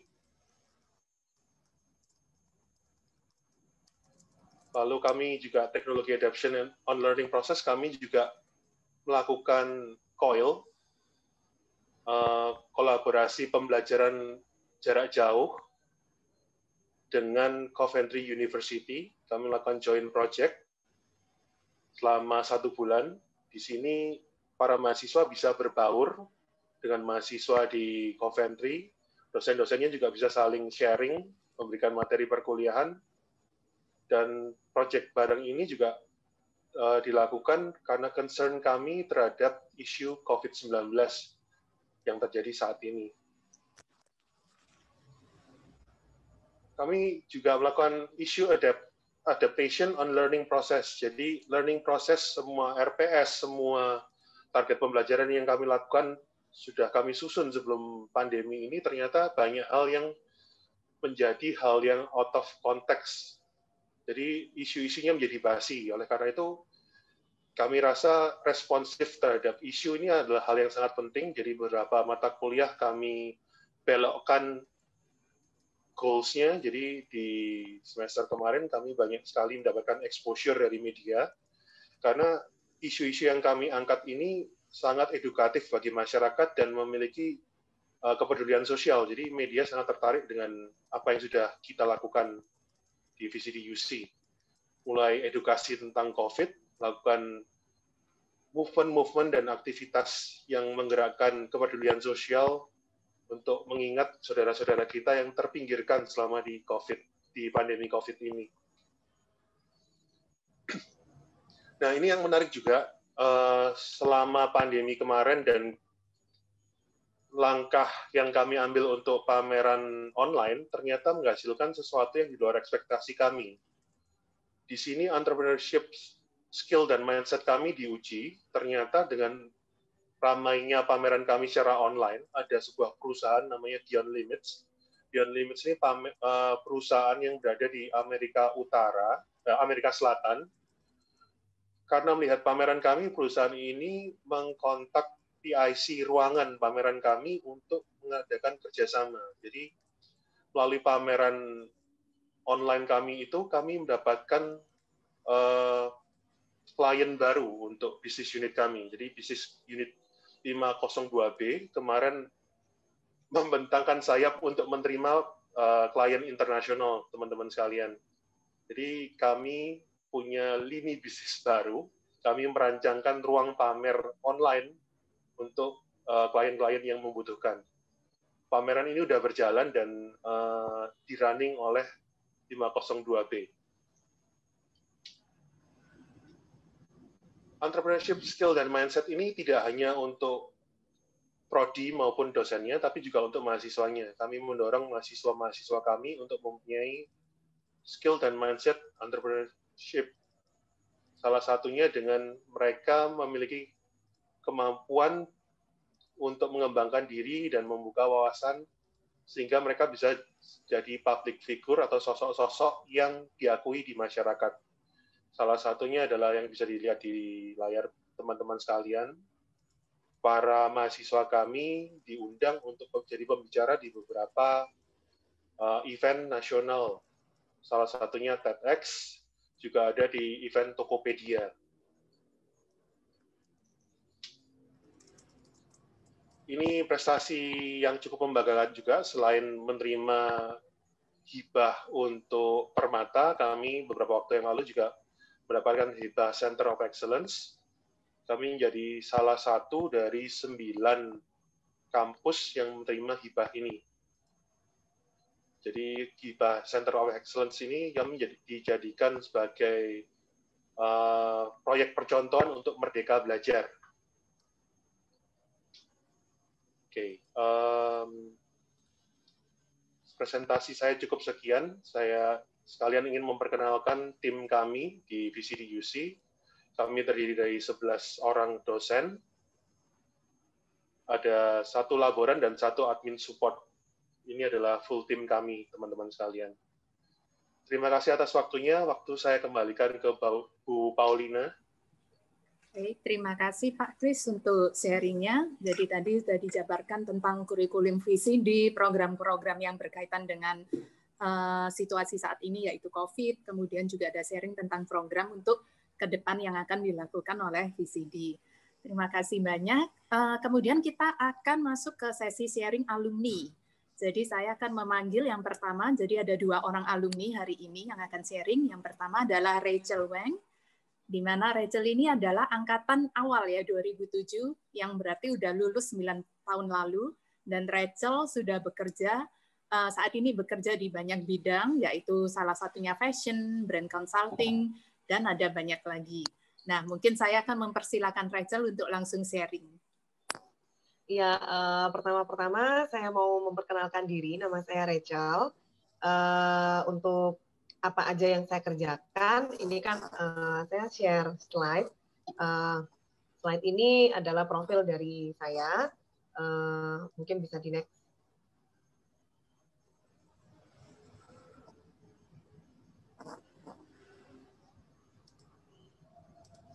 Bisa di next. Ya, ini akan kita bantu share ininya, PPT-nya.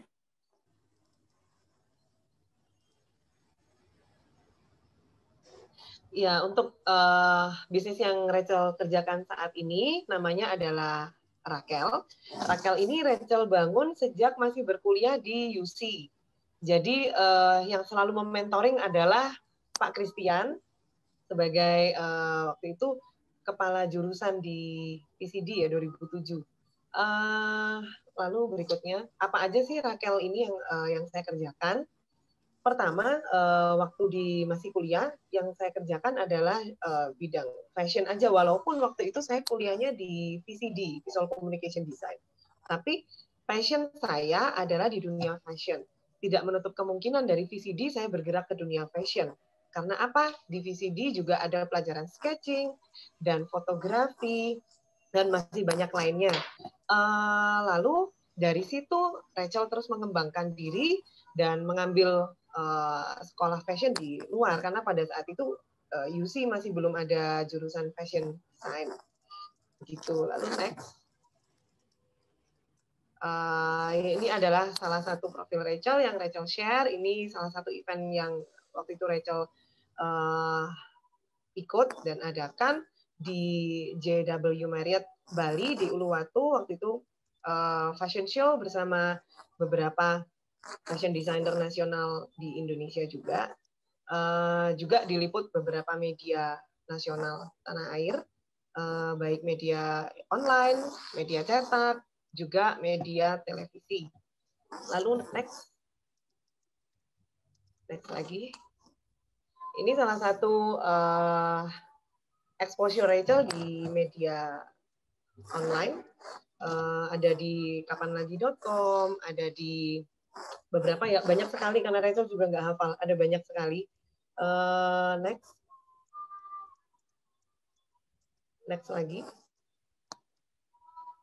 Ya, seperti ini. Jadi waktu itu juga ada liputan dari Kompas TV, ada beritapublik.co.id, dari Kompas, dari beberapa koran nasional lainnya, juga ada masih banyak lainnya lagi seperti TV One, Metro TV, waktu itu Fashion TV juga, MNC juga. Kebetulan bulan depan juga Rachel akan mengadakan show di Jakarta, meskipun bertepatan dengan kondisi COVID seperti ini, tapi tidak menutup kemungkinan bahwa kami tetap akan berkarya. Lalu next.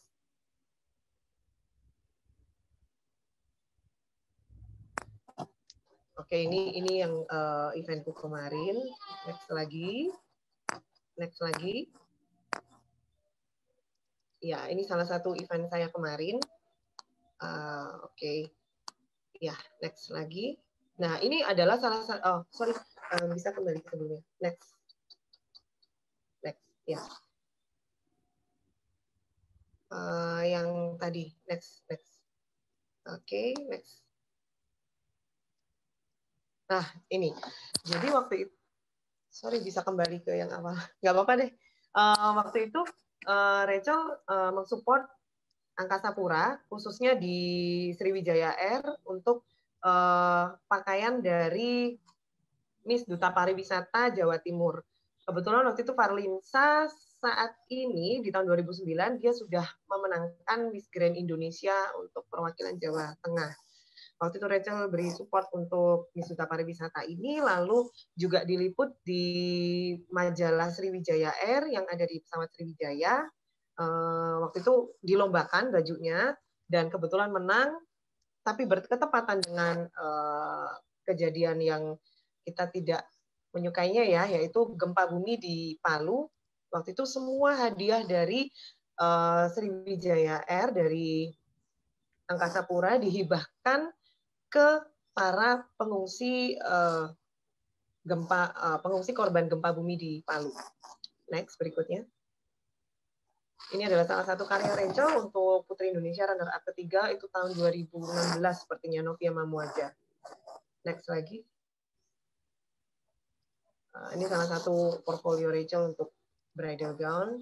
Lalu berikutnya. Ya, ini karya Rachel juga dinikmati oleh beberapa customer di luar negeri. Ada di Germany, ada juga di Kolombia, Amerika Selatan. Lalu next. Next.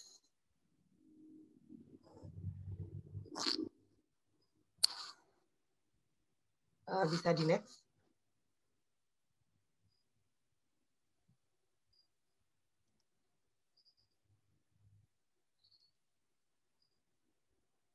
Halo. Sorry. Apakah bisa slide-nya di next?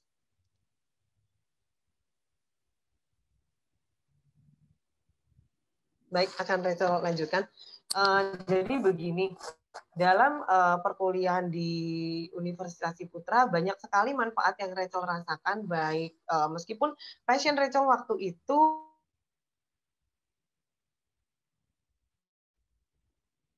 putus ini kayaknya koneksinya ya. Coba saya cek. Oh ya, sepertinya terlempar keluar ini Rachel. Kita kan tunggu sebentar mungkin ya. Oh, ini ada si Rachel. Ya, sudah. Oh, udah kembali, silakan. Oke. Ya, berikut tadi adalah yang sebelumnya adalah beberapa portfolio Rachel. Dan sekarang Rachel akan membagikan apa aja yang Rachel kerjakan dari brand Raquel ini yang Rachel waktu itu dimentoring oleh Pak Kris ketika masih berkuliah, yang berawal dari bisnis fashion dan kemudian berkembang menjadi beberapa macam bisnis lainnya, seperti ada fashion, ada brand consultant, ada juga decorating, dan juga hotel management. Apakah suara saya terputus lagi? Ya. Halo? Oke, kalau tadi udah jelas sih. Oke ya, oke. Jadi untuk beberapa yang Rachel kerjakan, yaitu waktu itu adalah membangun brand awareness dari Hotel Taman Dayu Golf and Resort. Rachel menggagas sebuah acara, yaitu konser amal. Konser amal ini sendiri kita berkolaborasi dengan banyak peserta, banyak pendukung acara seperti Stradivari Orchestra, seperti juga beberapa artis The Voice, penyanyi, dan juga untuk charity waktu itu kami bekerja sama juga dengan Gelang Harapan milik dari Ibu Ulan Guritno. Lalu berikutnya, kenapa Rachel tampilkan di sini logo Double Tree? Ini adalah salah satu proyek Rachel yang paling baru, yang dimana dikerjakan di saat pandemi COVID-19 ini.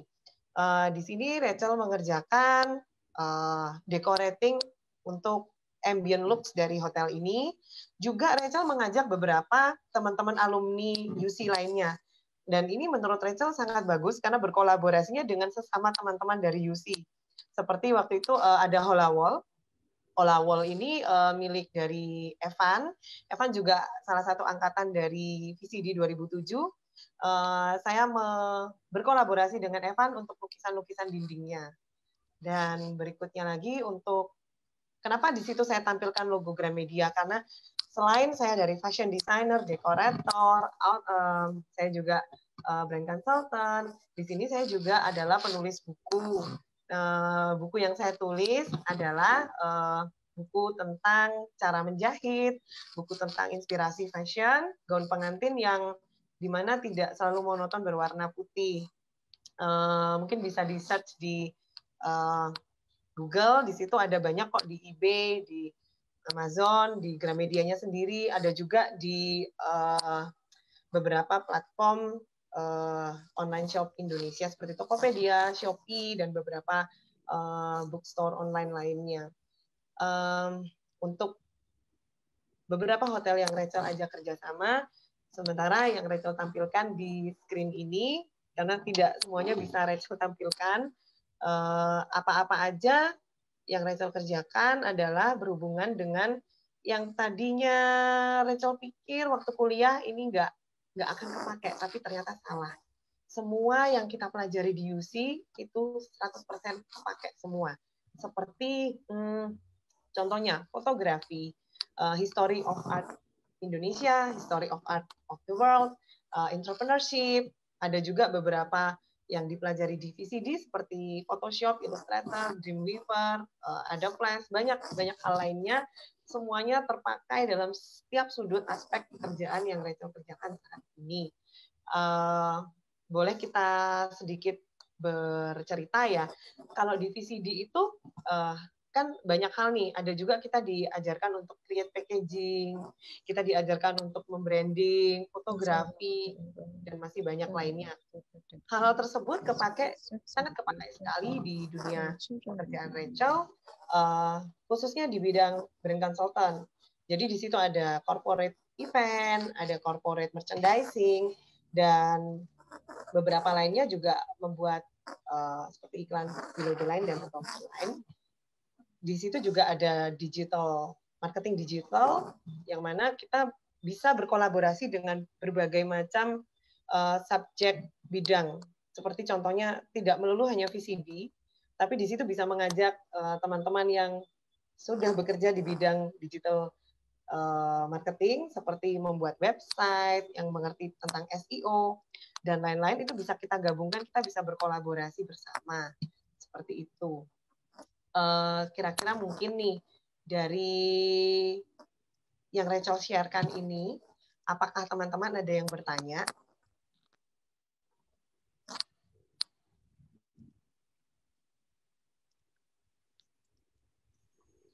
Mungkin sesi tanya jawabnya ntar ya, Bu Pau. Oh gitu. Yang terputus. Iya.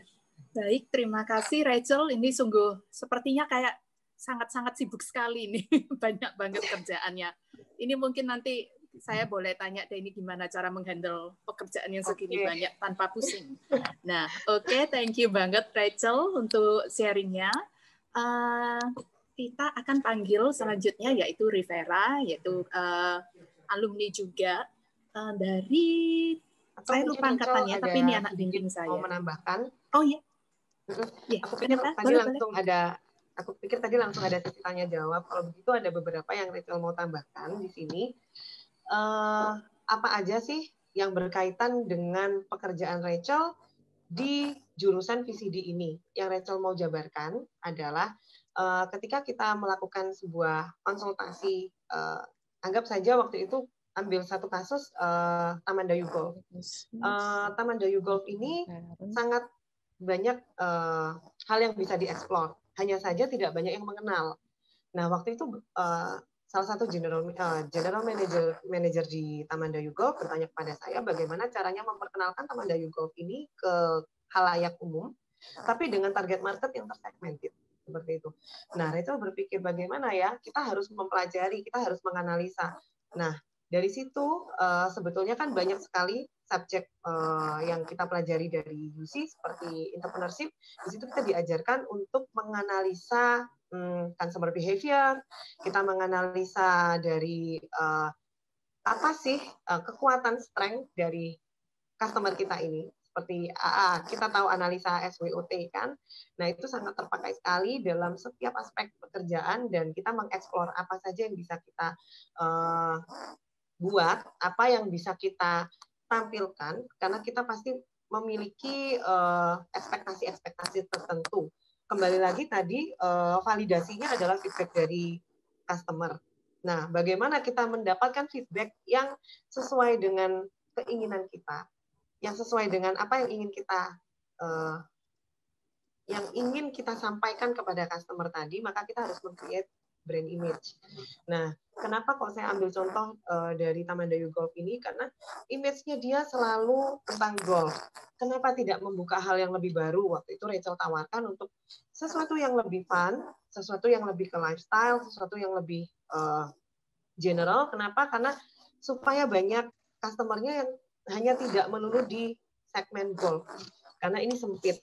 Sedangkan kita bisa open customer lain, tamu-tamu yang lain. Maka dari situ kita create sebuah acara, konser amal, di mana di situ banyak juga sih alumni-alumni UC yang diundang juga waktu itu.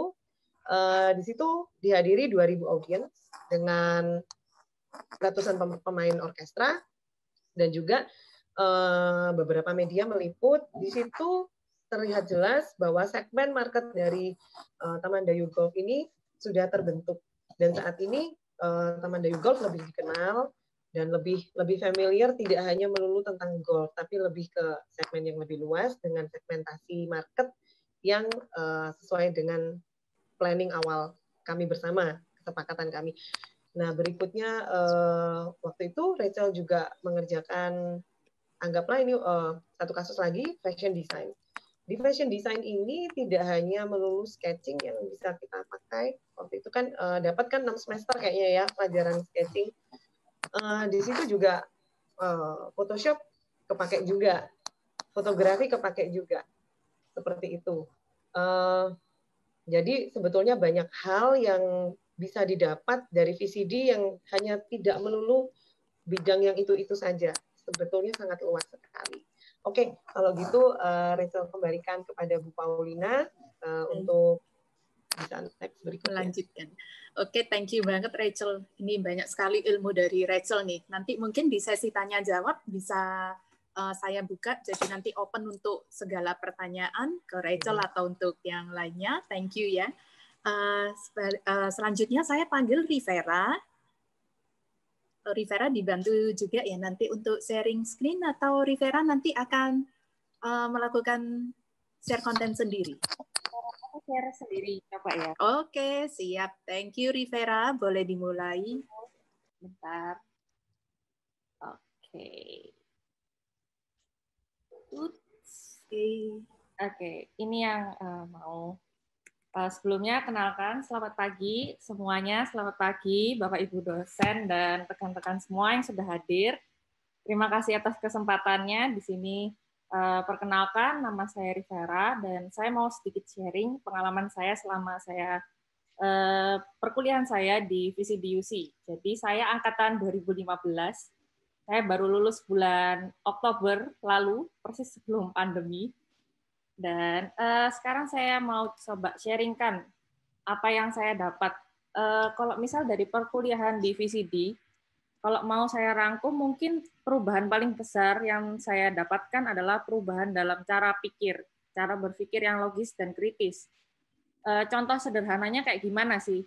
Misal, dulu ekspektasi saya pada saat saya masuk di kuliah VCD, yang dalam notabene desain, pikiran saya itu cuman gimana caranya cara buat desain yang bagus. Sudah, itu saja intinya. Gimana caranya yang bagus. Nah, kalau misal kayak dari 2 gambar ini nih, 1 dan 2, dua-duanya temanya sama kan ya, Red Riding Hood. Kalau misal saya coba tanya, menurut kalian nih, yang mana sih yang lebih bagus dari 2 gambar ini? Saya yakin jawabannya pasti nanti akan beragam, antara 1 dan 2. Menurut saya dua-duanya bagus. Kriterianya terus yang dinilai apa sih kalau selama saya berada di VCD nih ya? Mungkin ada yang bilang, dari kombinasi warnanya, atau mungkin ada yang bilang dari komposisinya, atau dari ilustrasinya.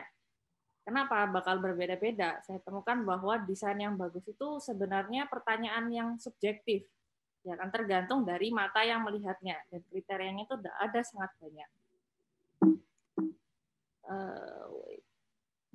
Nah, jadi setelah saya pelajari di UC juga, di VCD, adalah bahwa kita sebagai desainer itu fokusnya bukan cuma membuat desain yang bagus. Tujuan utamanya sebenarnya adalah gimana cara buat desain yang sesuai dengan purpose-nya, yang sesuai dengan tujuannya. Kriterianya apa sih? Kriterianya desain bagus itu harus bisa menyelesaikan problem yang ada pada saat itu, dan juga harus bisa menyampaikan pesannya kepada audiens. Yang saya pelajari juga adalah bahwa desain itu bukan cuma based on beauty, jadi based on function. Itu jauh lebih penting daripada cuma nilai estetikanya saja. Ini sepertinya saya bahas singkat aja. Jadi salah satu experience yang saya dapat juga selama berkuliah di UC adalah kesempatan untuk praktek langsung dengan klien. Ini adalah tugas rebranding dulu nih pada saat saya kuliah di VCD. Pada saat itu kita diminta langsung untuk berhubungan, mencari sendiri calon klien yang berkenan untuk dilakukan proses rebranding.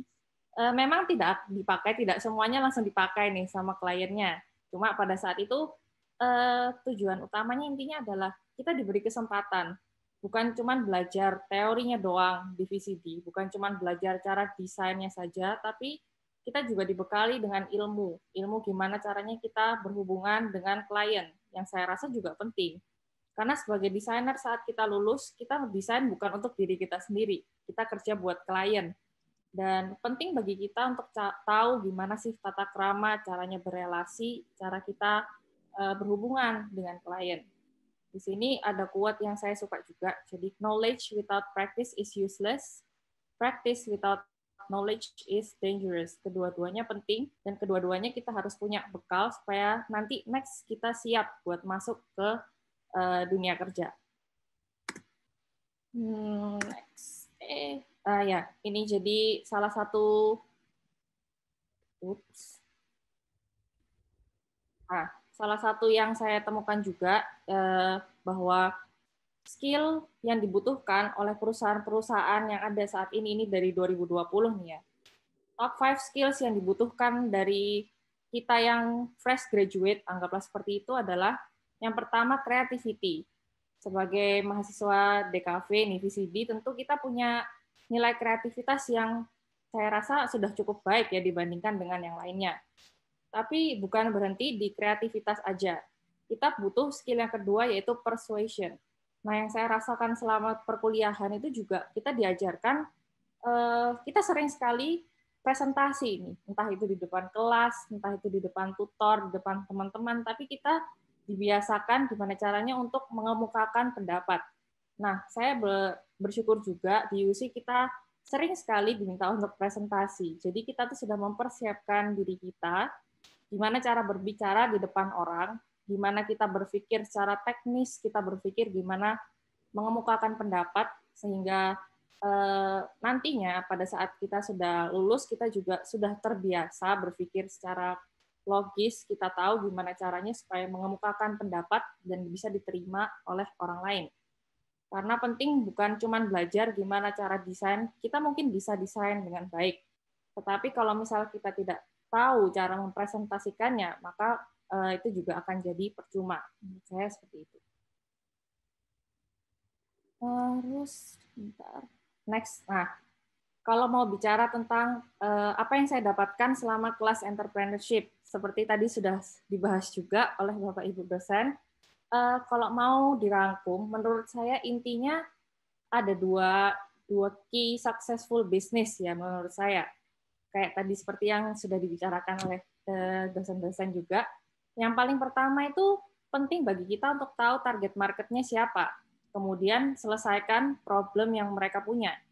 Kalau misalkan ada yang bilang, oh produk atau jasa saya ini bisa cocok untuk semua orang. Menurut saya itu malah salah. Karena apa? Semua market punya kebutuhannya masing-masing. Dan kalau kamu mau menargetkan semua orang, maka saya yakin itu tidak akan berhasil. Oke, jadi pilih target yang spesifik menurut saya itu sangat penting. Next, kemudian kalau misalnya sudah menemukan permasalahannya dan Anda sudah temukan, oh ini solusinya, saya membawa sebuah produk atau jasa tertentu. Oke, yang kedua adalah go beyond average, give more value. Ini contoh mudahnya adalah menurut saya selama pandemi mungkin banyak dari kita semua yang mungkin rekan-rekannya tiba-tiba menjadi chef, tiba-tiba semuanya jual F&B. Mungkin ada yang merasakan seperti saya. Jadi tiba-tiba nih di Instagram semuanya jualan makanan dan ya menunya mirip-mirip sebenarnya. Nah, Kenapa saya beri contoh seperti itu? Misal ada 20 orang dengan bisnis yang sama tiba-tiba jualan makanan. Saya sebut saja misal jual brownie misalnya. Nah, kalau misalkan oke, memang pada saat itu semua orang butuh jasa makanan karena kita nggak bisa keluar-keluar, semuanya delivery makanan, oke. Nah, tapi kalau misalkan tidak ada value lebih dari bisnisnya satu dengan yang lain, yang 20 orang itu, saya yakin customer akan bingung kalau pilih, oh saya mau beli di mana. Apalagi kalau produknya mirip-mirip, fotonya semuanya sama, harganya sama, kualitas rasanya juga oke, mirip-mirip. Saya yakin bahwa mereka bakal, kemungkinan mereka untuk repeat order, kalaupun mereka beli akan lebih kecil. Kemudian mereka mungkin akan berpindah-pindah, beli di tempat lain, dan tidak ada trust, tidak ada, karena apa? Dan kita itu tidak ada kelebihannya, tidak ada sesuatu yang unik di dalamnya. Jadi menurut saya penting sekali saat membuat lini bisnis apapun, untuk punya value yang lebih, supaya apa? Supaya bisa jadi pembeda, supaya kita mudah diingat oleh customer-customer kita. Sekarang saya mau sharing juga, ini bisnis yang saya rintis dulu pada saat kelas entrepreneurship. Bu Paulina juga tahu pasti, karena beliau pembimbing saya. Customer juga. Iya, customer juga, Bu Paulina. Jadi, pertama-tama pada saat saya awal rintis bisnis saya, bisnis florist ya, jadi ini Aure, produk saya pertama-tama adalah di foto yang pertama itu ya. Nah, pada saat bisnis ini dibawa ke tugas akhir, nah pada saat dibawa ke tugas akhir dan saya presentasi di depan dosen-dosen, saya ingat sekali bahwa pada waktu itu ada feedback bahwa ini sudah mulai banyak yang sama, terutama di Surabaya. Kompetitor yang serupa itu sudah sama dan semuanya mirip-mirip. Maka saya di-push untuk gimana caranya nih, coba kamu pikirin value apa yang bisa kamu tambahkan dari bisnis ini supaya bisa beda. Nah, saya kurang tahu ya waktu itu berapa lama waktunya. Tapi kemudian saya mencoba gimana caranya sih bikin baru. Pada waktu itu iseng-iseng nih lihat di video tutorial di YouTube. Jadi ada video paper flower. Jadi ini dari bahan kertas ya teman-teman. Yang pertama itu dari HVS. Produk yang sebelum itu dari kertas HVS dan itu udah banyak sekali yang niru di Surabaya. Kemudian saya lihat-lihat tutorial. Saya lihat sebuah bahan yang baru nih, yang belum masuk saat itu, terutama di Surabaya itu nggak ada. Bahannya itu pakai kertas krep, ya kan? Kertas krep, tapi bahan ini spesial karena apa? Bisa melar. Dan itu belum masuk. Akhirnya saya coba cari, akhirnya import kertas ini dari China pada saat itu. Kemudian mulailah saya belajar buat, dan tutorial ini juga bukan Indonesia ya. Dulu itu videonya dari orang Rusia. Jadi saya coba buat trial dan error sekian lama, sampai akhirnya terciptalah produk baru seperti yang digambar kedua.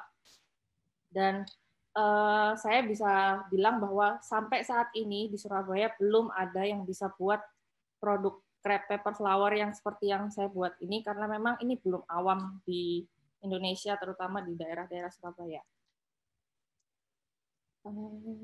Next. Oke, nah jadi ini Instagram dari bisnis saya, namanya Le Aure. Kemudian setelah saya presentasikan nih inovasi produk baru saya dari sisi keunikannya itu ya dari bahan, dan kemudian dibenahi sedemikian rupa, ditambahkan beberapa macam value tambahan lainnya. Kemudian saya launching dan akhirnya dibawa ke pameran tugas akhir. Dan kemudian pada saat itu salah satu kelebihannya sih juga nih, pada saat tugas akhir itu mereka undang banyak sekali ya jurnalis-jurnalis, media-media untuk meliput. Nah, pada saat itu kan saya juga diliput oleh beberapa media. Ini ada dari Radar Surabaya dan Jawa Pos. Ternyata feedback-nya bagus banget karena apa ya, ini masih benar-benar unik, masih belum ada di Surabaya. Dan terima kasih juga buat dosen-dosen VCD dan terima kasih juga buat kelas entrepreneur. Karena apa? Kalau misal saya zona nyaman, saya nggak di-push kayak gitu dulu, saya mungkin nggak akan berpikiran muter otak gimana caranya supaya beda nih. Dan mungkin Aure tidak akan ada sampai hari ini. Karena ini bisnis juga dari awal entrepreneur, dan sampai sekarang masih saya coba rintis, dicoba terus mengembangkan bisnis ini, supaya gimana caranya mungkin bisa semakin lama ya, semakin bertambah bagus, semakin bertambah value-value yang bisa ditawarkan. Saya kira sekian presentasi dari bisnis ini. Sekian dari saya. Terima kasih atas waktunya. Ya, Silakan Bu. baik. Ya, terima kasih banyak Rivera untuk sharingnya. Kemudian kita akan masuk ke sesi pertanyaan. Jadi pertanyaan di sesi ini boleh bertanya tentang mungkin dari sharing-sharing yang telah disampaikan oleh Wakil Dekan, maksudnya Wakil Rektor, Dekan, Kaprodi, maupun dari para alumni. Nah, bisa di-share juga pertanyaannya di kolom chatting. Ini kemudian saya juga sambil cek untuk yang private. Ini saya batasi hanya 2 pertanyaan saja mungkin ya, karena waktu dan kita masih ada sharing dari mahasiswi Trisakti juga. Jadi ini akan saya pilih pertanyaannya. Nah ini untuk yang pertama untuk Rivera dahulu nih. Rivera kira-kira ini tahu akan memilih bisnis florist ini di awalnya itu dari mana? Apakah memang dari awal sudah punya passion atau sempat mencoba beberapa bisnis lain kemudian baru tahu oh ini passion saya di sini nih, kemudian mau saya jadikan bisnis? Oke, saya coba jawab ya Bu ya. Jadi yes. Awal mula di kelas entrepreneur dulu itu tidak ada bayangan sih, jadi benar-benar nggak paham mau buka bisnis apa. Dulu awalnya itu saya sempat buka itu hampers pada saat semester awal-awal entrepreneurship nih. Nah kemudian tapi saya kurang berhasil gimana caranya menambahkan keunikan-keunikan pada bisnis ini. Kemudian pada saat itu saya mulai, memang pada awalnya saya tuh hobinya di crafting dan saya suka dengan bunga. Nah, tapi dulu saya belum menemukan nih bahwa saya akan buka bisnisnya florist. Ini murni dari coba-coba berhadiah nih kalau menurut saya, karena saya merasa kalau misalkan coba deh gimana buka bisnis tapi berdasarkan hobi. Kenapa enggak? Kalau misalnya hobi bisa menghasilkan uang, kan plus-plus nih kerjanya sesuai dengan apa yang disuka. Kemudian dulu awalnya masih coba-coba juga sih sambil mencari apa yang bisa saya tawarkan yang bisa benar-benar beda dari saya sendiri. Gitu. Jadi memang nggak ada bayangannya nih. Dulu benar-benar lihat dari opportunity-nya juga, karena saya dari mahasiswa pada saat itu kan. Dan saya lihat opportunity-nya untuk buket pada saat wisuda itu besar sekali nih, karena market Surabaya kan kalau wisuda besar, banyak, dan biasanya berbarengan juga. Nah, saya lihat di situ, kompetitornya memang sudah banyak nih, tapi jumlah produk yang dibutuhkan jauh lebih besar daripada marketnya. Dan saya coba masuk ke sana. Seperti itu. Oke. Sip, thank you ya Rivera. Pas banget ini ya, berarti prosesnya juga nggak terlalu lama karena sesuai dengan hobi. Ya. Kemudian akhirnya bergulir menjadi seperti sekarang. Oke, thank you. Nah, untuk pertanyaan yang saya pilih berikutnya untuk Rachel. Jadi Rachel ini kan awal mulanya bridal nih, kemudian bisa menjadi brand consultant dan lain-lainnya. Nah, mungkin ini bisa di-share kayak gimana sih cara scale up bisnisnya? Seperti itu, apakah dengan networking atau dengan cara lainnya? Mungkin bisa di-share, Rachel? Ya, ini coba Rachel sampaikan, tapi mungkin step by step kali ya. Jadi gini, pertamanya Rachel ini memang bergeraknya di bidang bridal. Waktu kuliah semester 7 mungkin ya. Semester 7, saya lupa antara semester 7 atau semester 6. Lalu dari situ setelah lulus dari UC, Rachel ambil sekolah lagi di Arfa College waktu itu. Setelah itu mulailah mengseriusi di bidang fashion ini. Dan waktu berjalan, Rachel juga mengupgrade diri. Kebetulan mulai Rachel membidik market karena Rachel ingin ada showroom di beberapa hotel. Mulai menjalin kerjasama dengan approach beberapa hotel untuk menempatkan display-display karya Rachel di sana. Dari situ lalu terbukalah kesempatan yang lain, yaitu yang masih satu jalur dekorasi. Dari dekorasi sekian waktu berjalan dan di dalam saat yang bersamaan juga muncullah satu kesempatan yang lain, yaitu bagaimana meng-create event waktu itu. Mereka mempercayakan kepada Rachel dan tim. Lalu Rachel mengusahakan bagaimana supaya Raquel ini tetap pada satu jalur, yaitu di bidang lifestyle industry. Meskipun awalnya berawal dari fashion industry, tapi tidak menutup kemungkinan berkembang menjadi lifestyle, karena lifestyle sendiri, fashion ini di dalam lifestyle.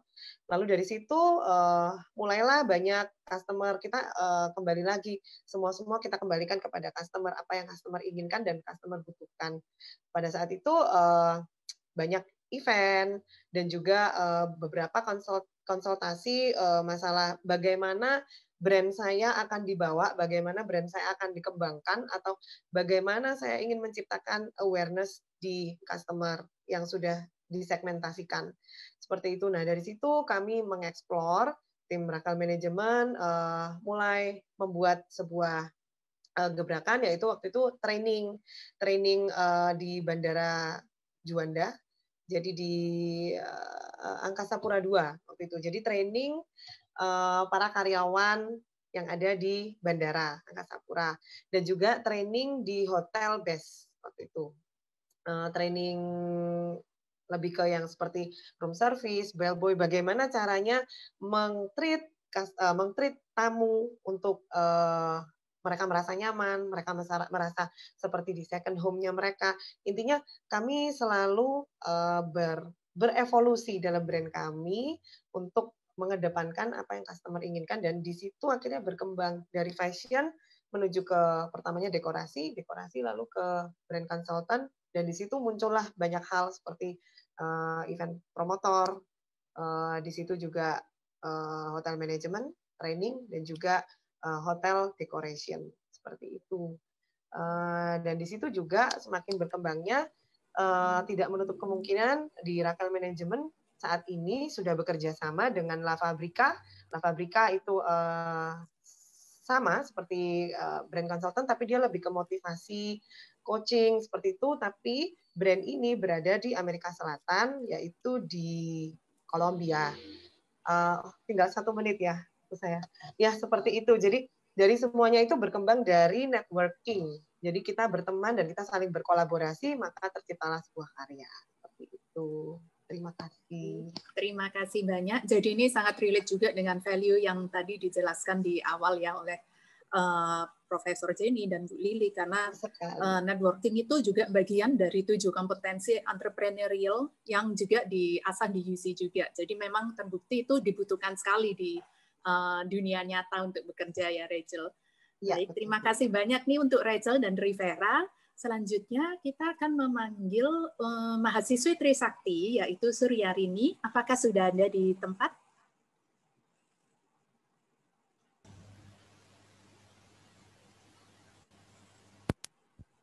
Suara saya kedengaran? Ya, oh ini Suryarini ya. Sebentar, saya coba cek. Oh ya, sudah ada. Baik, mungkin boleh dibantu dinyalakan kameranya? Sebentar ya. Oh, tapi kalau misalnya koneksinya kurang bagus, nggak apa-apa sih, boleh di-off-kan. Oh ya, maaf. Iya, boleh dimulai sharingnya, terima kasih.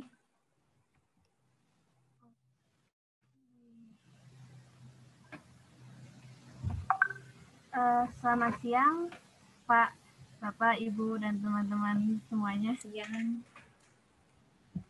Saya Suryarini Darmesjasi dari Universitas Trisakti dengan program studi Desain Komunikasi Visual Angkatan 2018. Pada program pertukaran pelajar ini, saya mengikuti mata kuliah Brand 101 dan Desain Grafis.